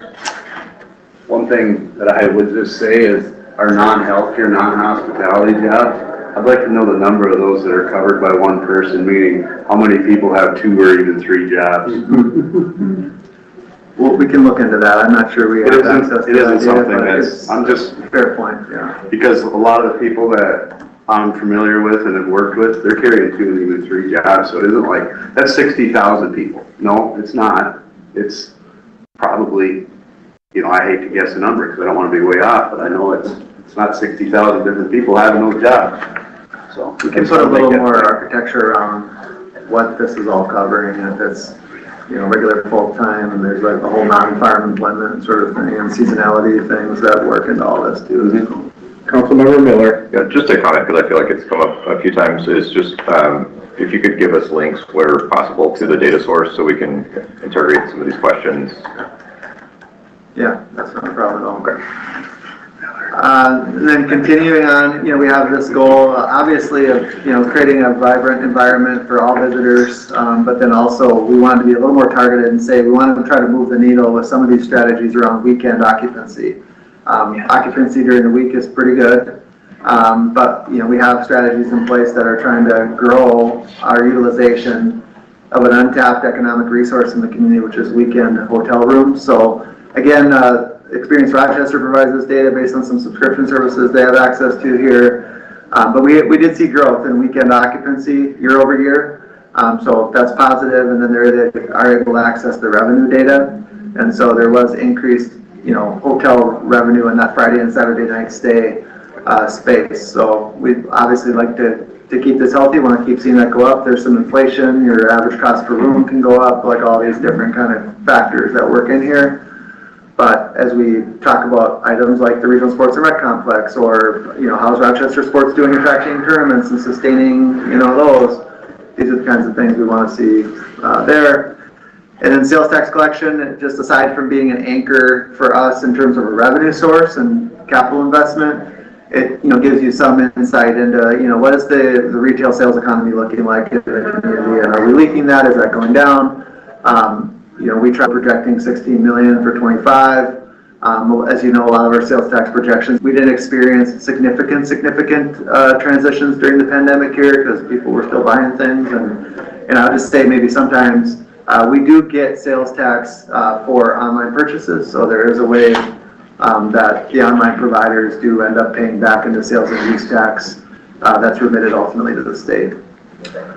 Housing access, this is where things are a little tougher, and again, I think, we're planting a lot of seeds in this space. It's taking a little time for them to germinate, but new housing units were down some last year, and so we obviously want to see that. A lot of strategies in place to try to encourage that up. You've approved a lot of incentive programs with the economic vitality programs. You're starting to see a lot, you'll see in the next couple slides, more opportunity for vacant land and so on, but from a new housing units last year perspective, that's not enough. That's not what we need to keep pace. We're just trying to get ahead of you on that, Councilmember Palmer, just get you that out of the table. So trying to do better there, but we need to do some things to continue to work in that space.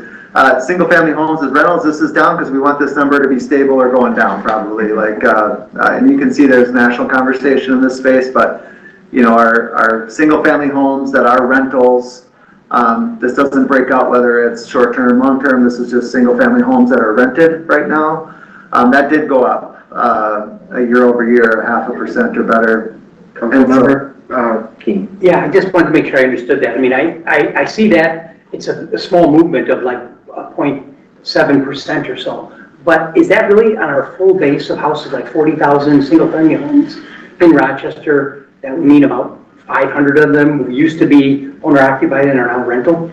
However you do the math, I don't know the numbers on that. I mean, I've done the math. That's what it came out to. But that is correct. So if you have an existing single-family home and our inventory is blank, last year this many were rentals, and now this is the year-over-year change in that. I guess I wanted to bring it up. I find it alarming that it's basically people that used to be buying homes are now renting homes.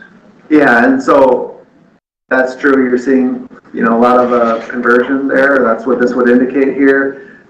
Policy conversation-wise, we have just a limited area of space we can do to influence that. At the state level, I do know that there's conversations around legislation about institutional investors that, can they or can't they buy, and should single-family homes really be reserved. Even at the national level, that conversation is happening across political lines. I think people are saying we would rather reserve single-family homes for people to purchase them versus institutional investors finding a safe place to park money. And I should also say that it's good to have a certain amount of homes that are available for rental. We're not down on rental. It's just that percentage growth. It may not sound like a lot going from 9.2 to 10.5, but that's a lot of homes over a 4-year period. It has a big impact on the housing market. The other thing I don't think that we know that without the specific data is whether or not, it shouldn't have changed anything, but if our housing stock went up and we do have some housing products that are being built solely for rental, so I don't know how that influences this. No, and I appreciate your comment. I was looking for that one spike and everything else, and it didn't work that way. Right, I just don't know the answer. Okay. Councilmember Miller. I guess this one, I really appreciate seeing these together because I think the two tell a more compelling story than either one of them individually. Is there an opportunity to dive deeper into some of this housing data? I'm curious about geography, how many are short term, how many are longer term? We could work with community development to do a study session in the future where we're isolating a little bit more about, I'm offering that and I'm staring at Irene and hoping she doesn't cringe.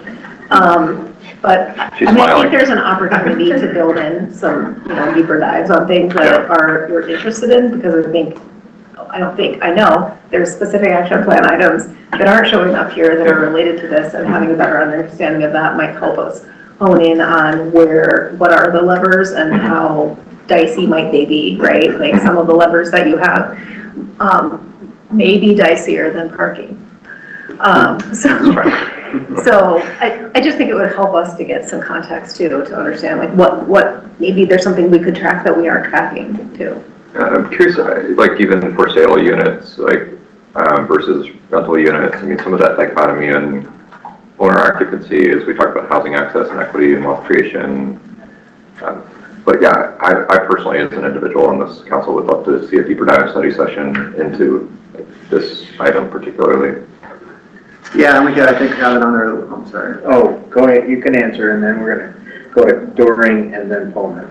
Yeah, and I think we do have some study session time at some point dedicated to the idea of like what's happening in the short-term rental space, so those data points, also could inform what we're doing here. And I suspect as we go through the next few slides, we may have additional questions in this space that might want more clarification or definition too.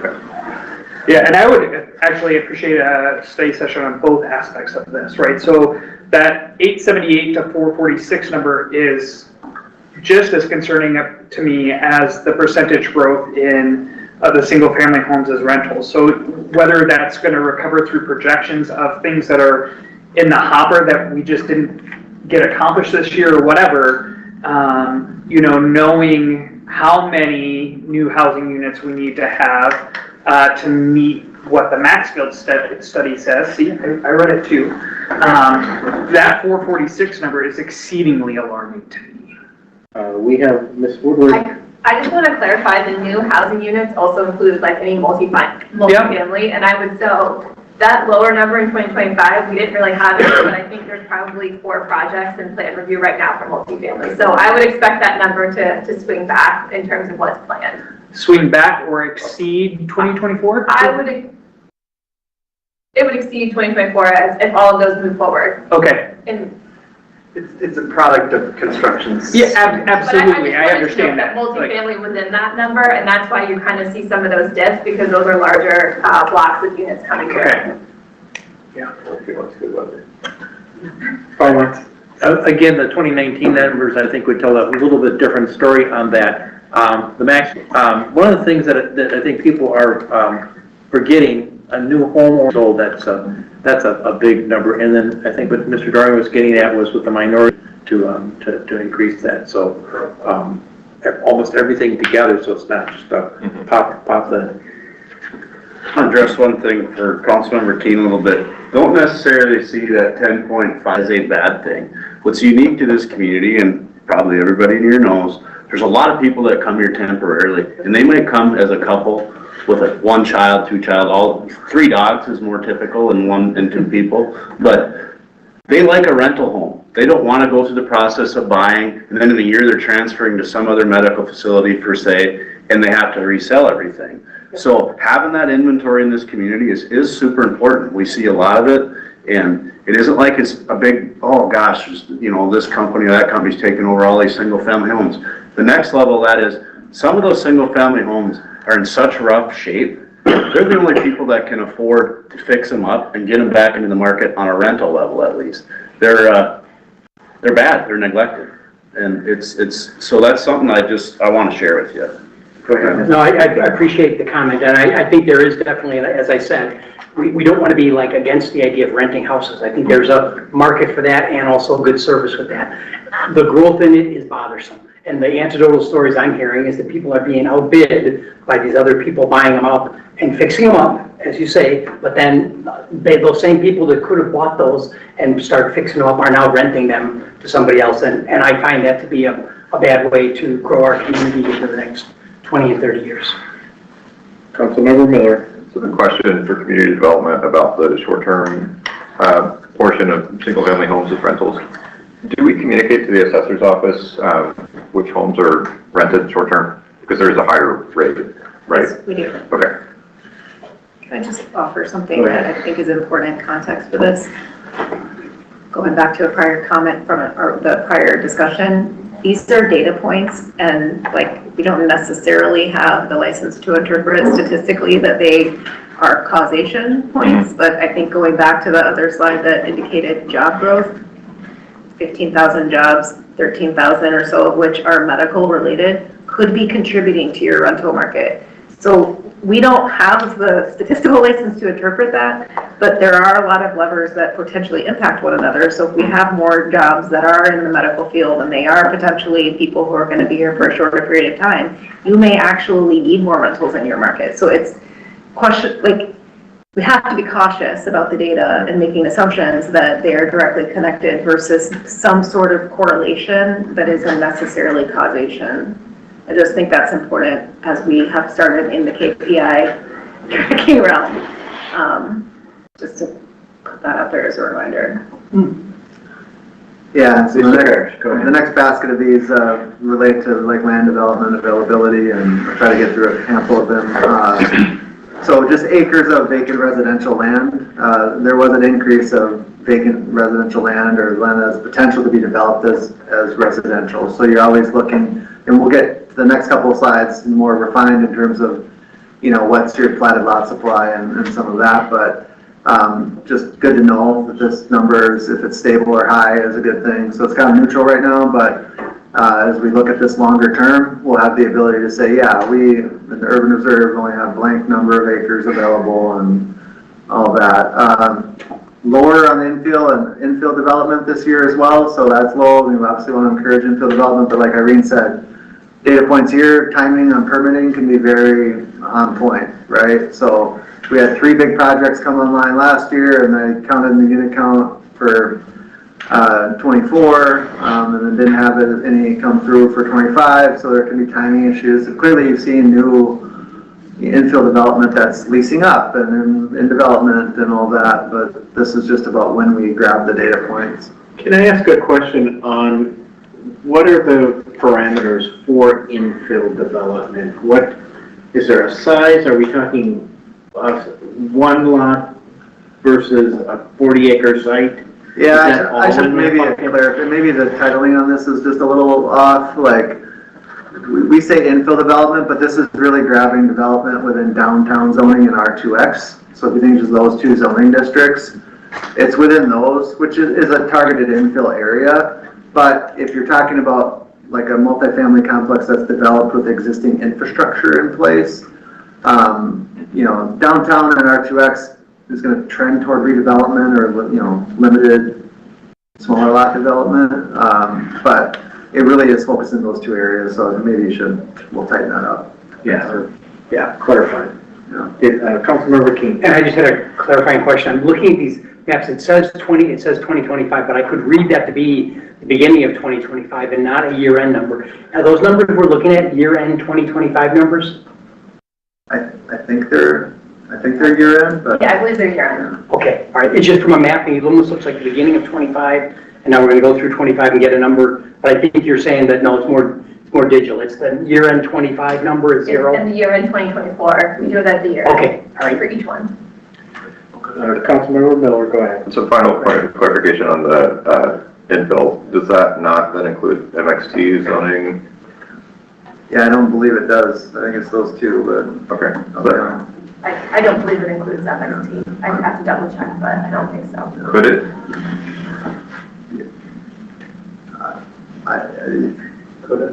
Could it? I mean, I feel like we can look and see how easy it is to pull that data, but yeah, I'm certain we could probably adjust it. I guess I originally asked the question is, what is your objective in showing this to us? How are we to use this? And if adding the MXT in there adds to that objective. So what's the objective? I mean, I think what you're trying to accomplish here is to say, like, you know, are we developing in a denser pattern? Are we taking advantage of existing infrastructure investments? So we don't have to continue to expand outward.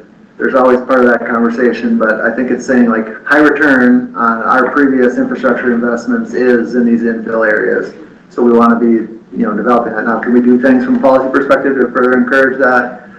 I think that's that's why it's in front of you that way. If I can, I would just add, you have specific goals in your comprehensive plan of how many units are developed in downtown and in infill areas versus in suburban expansion areas. And so it's interesting over time to note the percentages of how many housing units are created in those different areas from the time the comp plan was originally created to 10 years to 15 years, et cetera. Okay, yep. The next one is really maybe a titling thing, but if you look at the description, so this is the portion of the urban service area not impacted by early development. So you have like these conversations about early development on the edge within the urban service area. This would be right now, and this is again something that would be more relevant over time to show, you know, what the effect of land use policy is, both with the townships, the county, and the city, in terms of the ability to effectively develop once it's time in our urban service area. So right now, 80% of the land is not impacted by early development, which means 20% is, right? And so that might not be as efficiently developed in the future. It might cost us more in that space. Undeveloped lots with full infrastructure. So this is a stronger, you know, like a lot of times you want to say like we have blank years of lot supply available if we're trying to meet the Maxfield goals or if we're trying to keep our historical pattern in place. Undeveloped lots with full infrastructure is a good indicator, and that grew a lot. I mean, you saw a lot of plotting action last year on the council agenda, and so that doesn't mean the units are online yet, the houses are built, but the potential for that has existed, and the potential for the developers to start bringing in infrastructure is also there. So I think that's a good reflection. That's a sign of you position yourself for years to come, for a few years to come to meet the lot supply needs. Again, road miles per capita in feet. So this is kind of a weird one, and it's got a really tight range on it. So just bear that in mind. It may look a little, you know, like more of a dip than what it really is, but what you're wanting to have here is a lower number, and we were sort of trending down in that space again with a pretty tight margin. We're measuring the tenths here, but that's just saying, like, you know, it's another representation, reflection of our development pattern and density. That also could have meant that a new road came online last year and pushed the numbers. So just have to, you know, dig a little deeper into that. But. So I noticed that's off target. Is there a target where you would have marked that green? I mean, I think in the ideal world, you're trying to keep moving down. You know, Okay. It's more of the trajectory than the number, I think. Yeah, it's a comparison between last year and this year. Yeah.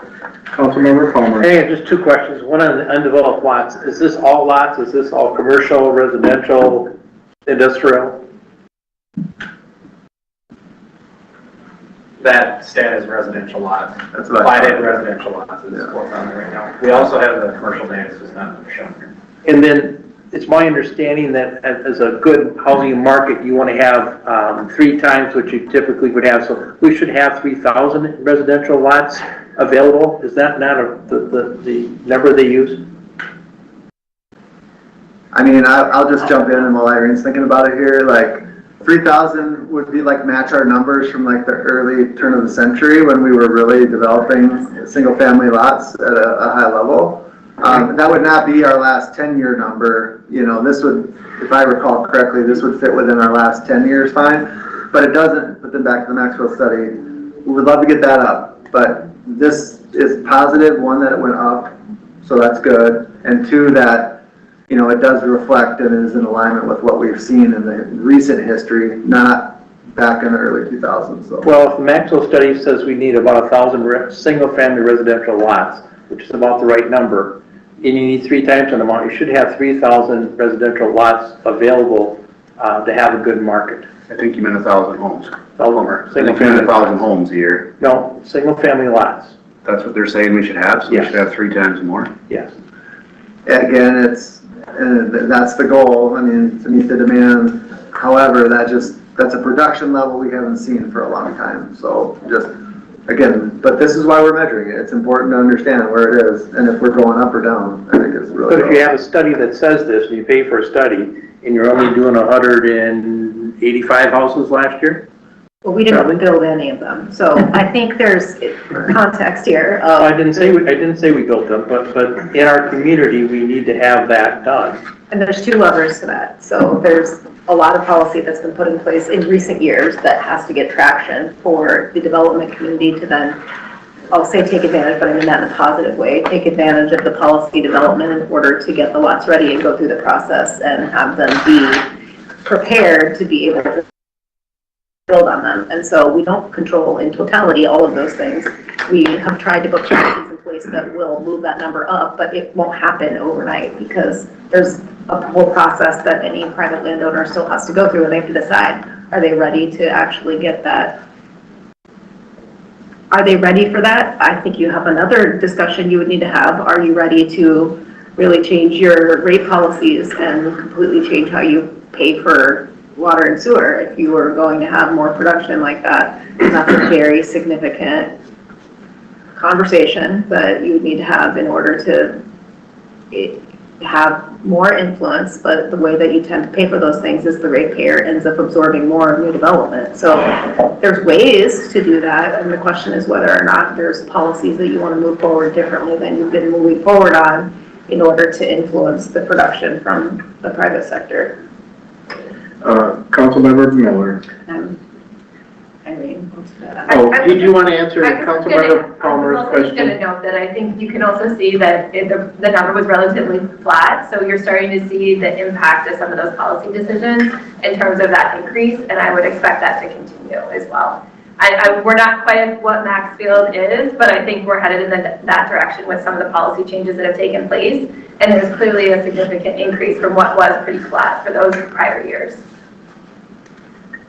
Just a clarifying question, since you mentioned hookup fees, access fees, do those vary depending on whether or not like it's sufficient infill?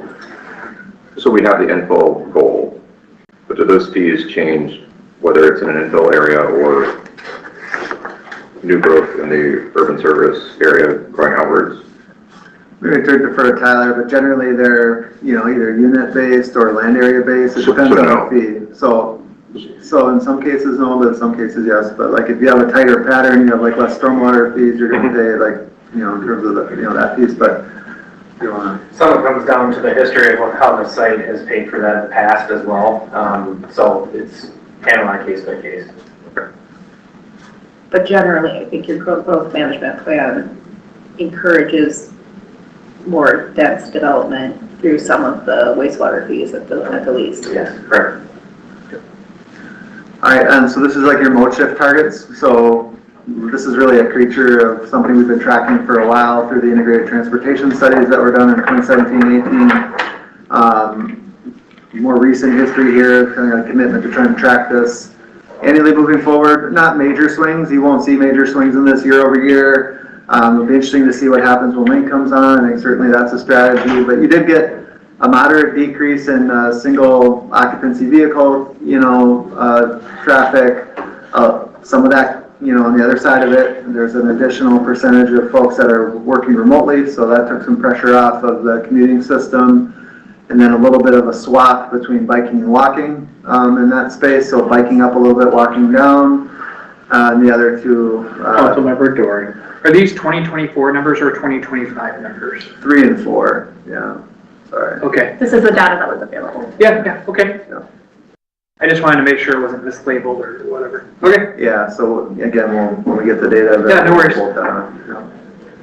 And transit and carpooling relatively consistent. Go ahead, Councilmember. Just out of curiosity, could you describe the data source of this? I got this from the transit team. I can ask. Okay. Councilmember Fredericks. Yeah, I find it interesting that we keep putting thousands of dollars in bike lanes and we only got 2% of people using them. That's just doesn't seem to balance to me. Yeah, I mean, this is a pretty hot topic of conversation when the ITS studies came through. I'd say the system's been pretty disruptive. So like, how do you understand if it's ultimately going to work? I think all these things have had really significant states of transition, whether it be pandemic and we had this sort of shift to the remote, like that wasn't really radar even back in 2019 when we did the original goal setting. So there's definitely that. You know, been under some form of perpetual construction for a while here, and I think you do have to kind of see in the transit space and the bike lane space, walking, you know, that walks into your development pattern and density conversation too, so. Councilmember Miller. Well, and I would just note to my earlier question, if this is just commuting data, what's a fraction of how people move during a day? Yeah, this is targeted on like your, how do you get to work? Yeah. Yeah, for sure. So if people are walking to the grocery store, if people are walking to a park, Right. if people are going to Thursdays downtown, like none of those trips are likely captured in this data set. So strictly AM and PM peak, how are you getting to work? Okay. All right. I like the carpool piece. Yeah. This is another metric that we have. So just as kind of, again, just trying to reflect development patterns. So we have in the city employees per acre served. So I think you can see the data here. Fiscal speed. Yeah, so 0.0273, that has gone up a little bit. Remember, we've got some supplemental limited term positions we've added in the recent years for a couple of projects, as well as both forward and bound. So that's sort of your escalation that's generally happened there, but a slight uptick, but still fairly historically consistent, a pretty tight margin, you know, that you're working with. And the property tax capacity per acre, again, correlation doesn't equal causation necessarily. You want to maximize the value per acre that you have, so you don't, you know, a less dense distributed development pattern will have less property tax capacity per acre. More density will tend to have a higher valuation, although you can see with this number would be highly influenced by appreciation of existing value in the community, so just remember that. People's valuations have gone up year over year, and residential is a significant portion of your base here, so, but no, you are getting higher property tax per acre over time, which isn't the case in every community. There's some people that are more constrained there, so this number going up is a good indicator of economic health too. Environmental stewardship, a lot of great things to talk about here. So greenhouse gas emissions, fairly self-explanatory, those are going down. That's what we want to see. Renewable energy capacity in the community going up, and we're on the march, you know, again to 2030 to be at 100% here. This next slide really talks about us as an organization. Our greenhouse gas emissions, you know, have generally been going down. They bumped up just a little bit last year, but not in a material or significant way. And then we will start to trend our data here on what our energy consumption per square foot is over time. So we'll be able to get some time series data there on how are we doing per square foot of building, because that number changes for us too. So you'll be able to normalize, you know, as we add square footage, sometimes our energy goes up. I just wanted to, I was looking for a note for the source of these, of the greenhouse gas measurements. Yeah, I think, you know, the sustainability team works on both the community level and It is an organization. in-house number, not like a DMC number or a... Right. Oh, it's just, okay. Yeah. So the city, however they're accessing the data for that, they're providing that, and then the energy consumption per square foot. We enter all of our buildings into something called B3, and then it sort of just tracks our energy consumption over time and normalizes it for hot heating, cool days, and all that kind of good stuff. Thank you. Transformational capital projects, again, this is point in time moving forward, but 86% are on budget, 80%, same percent about on schedule and time. This will be more interesting as we go ahead for you to look at how we're tracking with things. And then grant funding, you know, this is marked as something that isn't on target, but that's just because the revenue went down, but still we pulled in 26 or almost $27 million in the community last year that was not from Rochester. And honestly, we were just in a pretty sweet spot for a couple of years there. There was a lot of federal money and a lot of external resources available. We did amazing on bonding for a year or two there, and so we might not see 42 million again or 43 million again, but let's try. We're always trying. Sort of our say no to good, say yes to the best philosophy, where we want to pursue things that are meaningful and advancing your priorities here as well. So with that, I think we can stop. Those are the KPIs. We'll be back with you again in August, and we're happy to stand for any other questions that you have.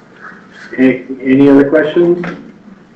Thank you. Or feedback if you have it. Great. Our feedback, Councilmember Key. Yeah, just feedback. Again, I am glad to see these. I remember the old discussions on trying to set up at the beginning of the year what are our key performance indicators and then tracking them through the year. I think it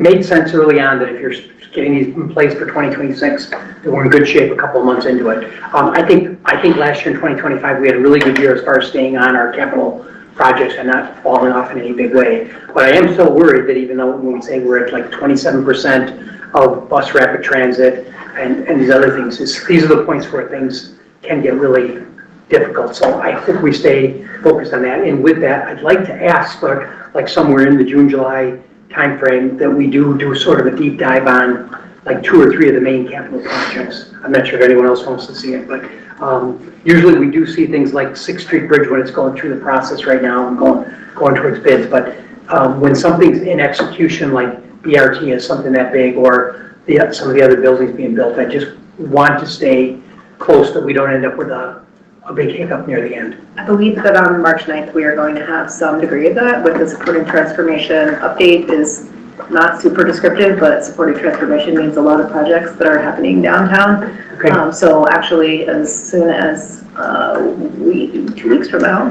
that plus the spongy moth. There you go.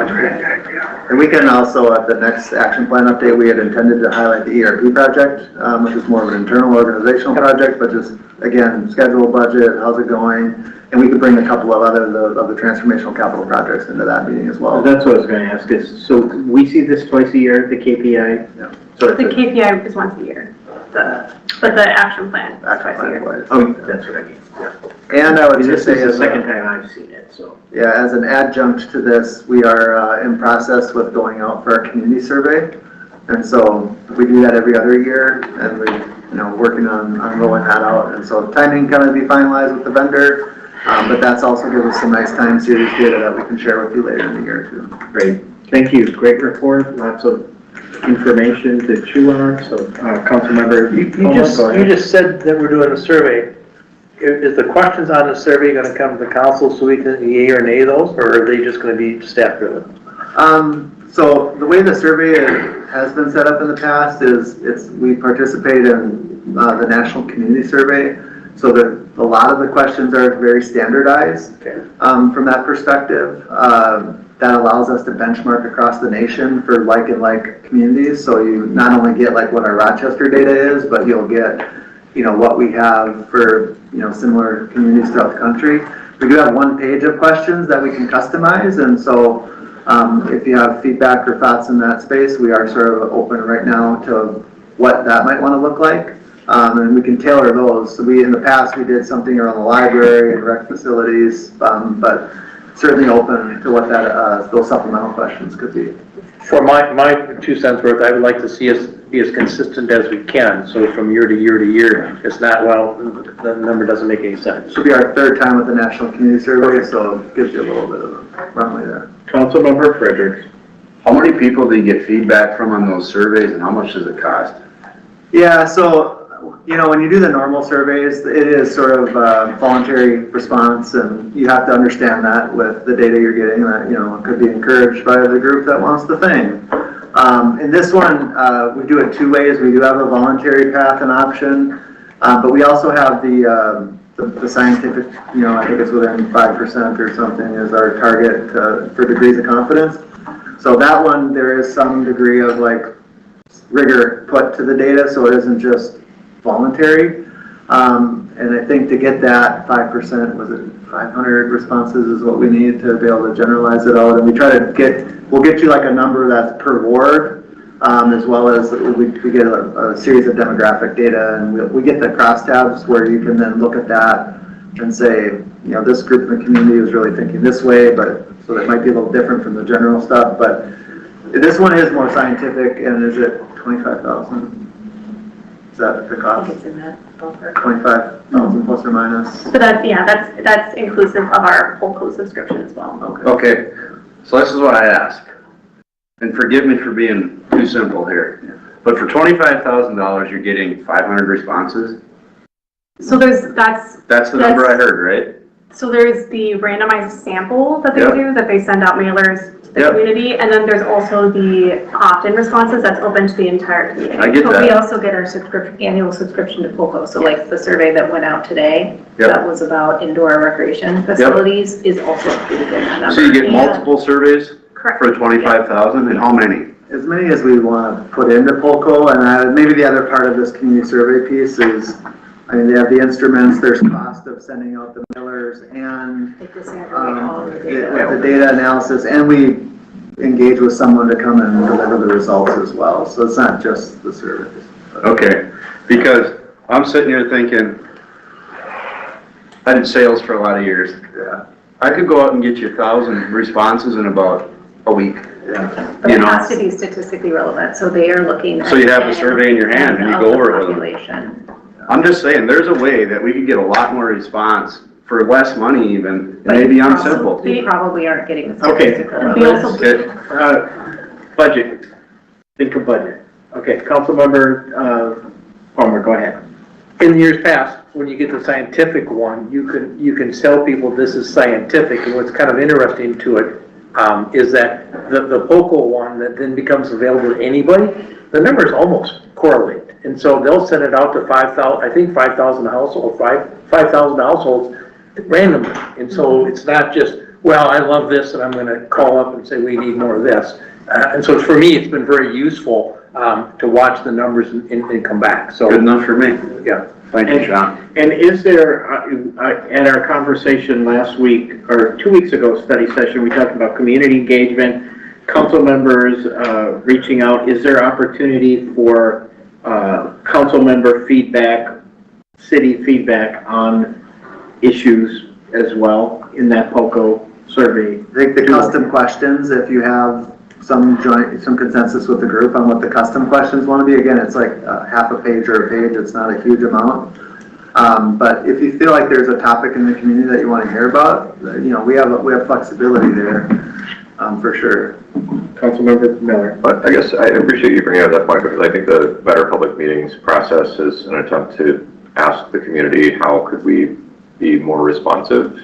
And I wonder if some of those recommendations, or even engaging Nick with that project, maybe generates a couple of custom questions that we get a broader representation, because I know that was disappointment for me that we didn't have broader feedback on that process.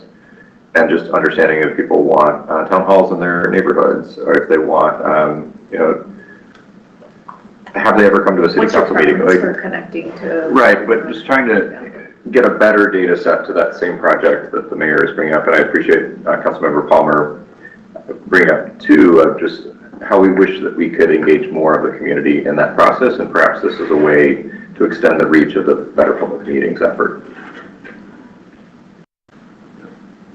I don't want to write a question up. They help us to But make that's sure an that they're area, viable. yeah, that's an area for us to explore, if that's where the council's at, for sure. Well, I would write, no. I don't want to write questions. I don't want to write a question. Anything else for our team? All right, thank you very much. And I'll just say, We got I sort of gave you a hint study about the study session. So we have on the next study session, supporting transformation updates. So lots of different projects and policy items that are happening primarily in the downtown core, but depending on how you look at the downtown core, you might not feel like it's the downtown core. We also will have an update from our partners at the Minnesota Department of Agriculture about spongy moth and their treatment plan for the spongy moth. Not to be confused with spongy moss, which is what I thought it was for a while when I got the first phone message. And then a housing code update, so maybe a continuation of some of this conversation that you've had here today. And then Deputy Administrator Parrish did point out that on the March 23rd session, that is the redo of Strengths and Leadership with Bethany von Steinberg. And maybe a happy accident will end up coinciding with some community engagement later that evening in the same space. So maybe that will actually be a very positive thing. I believe that Bethany is feeling much better now, and so that is good.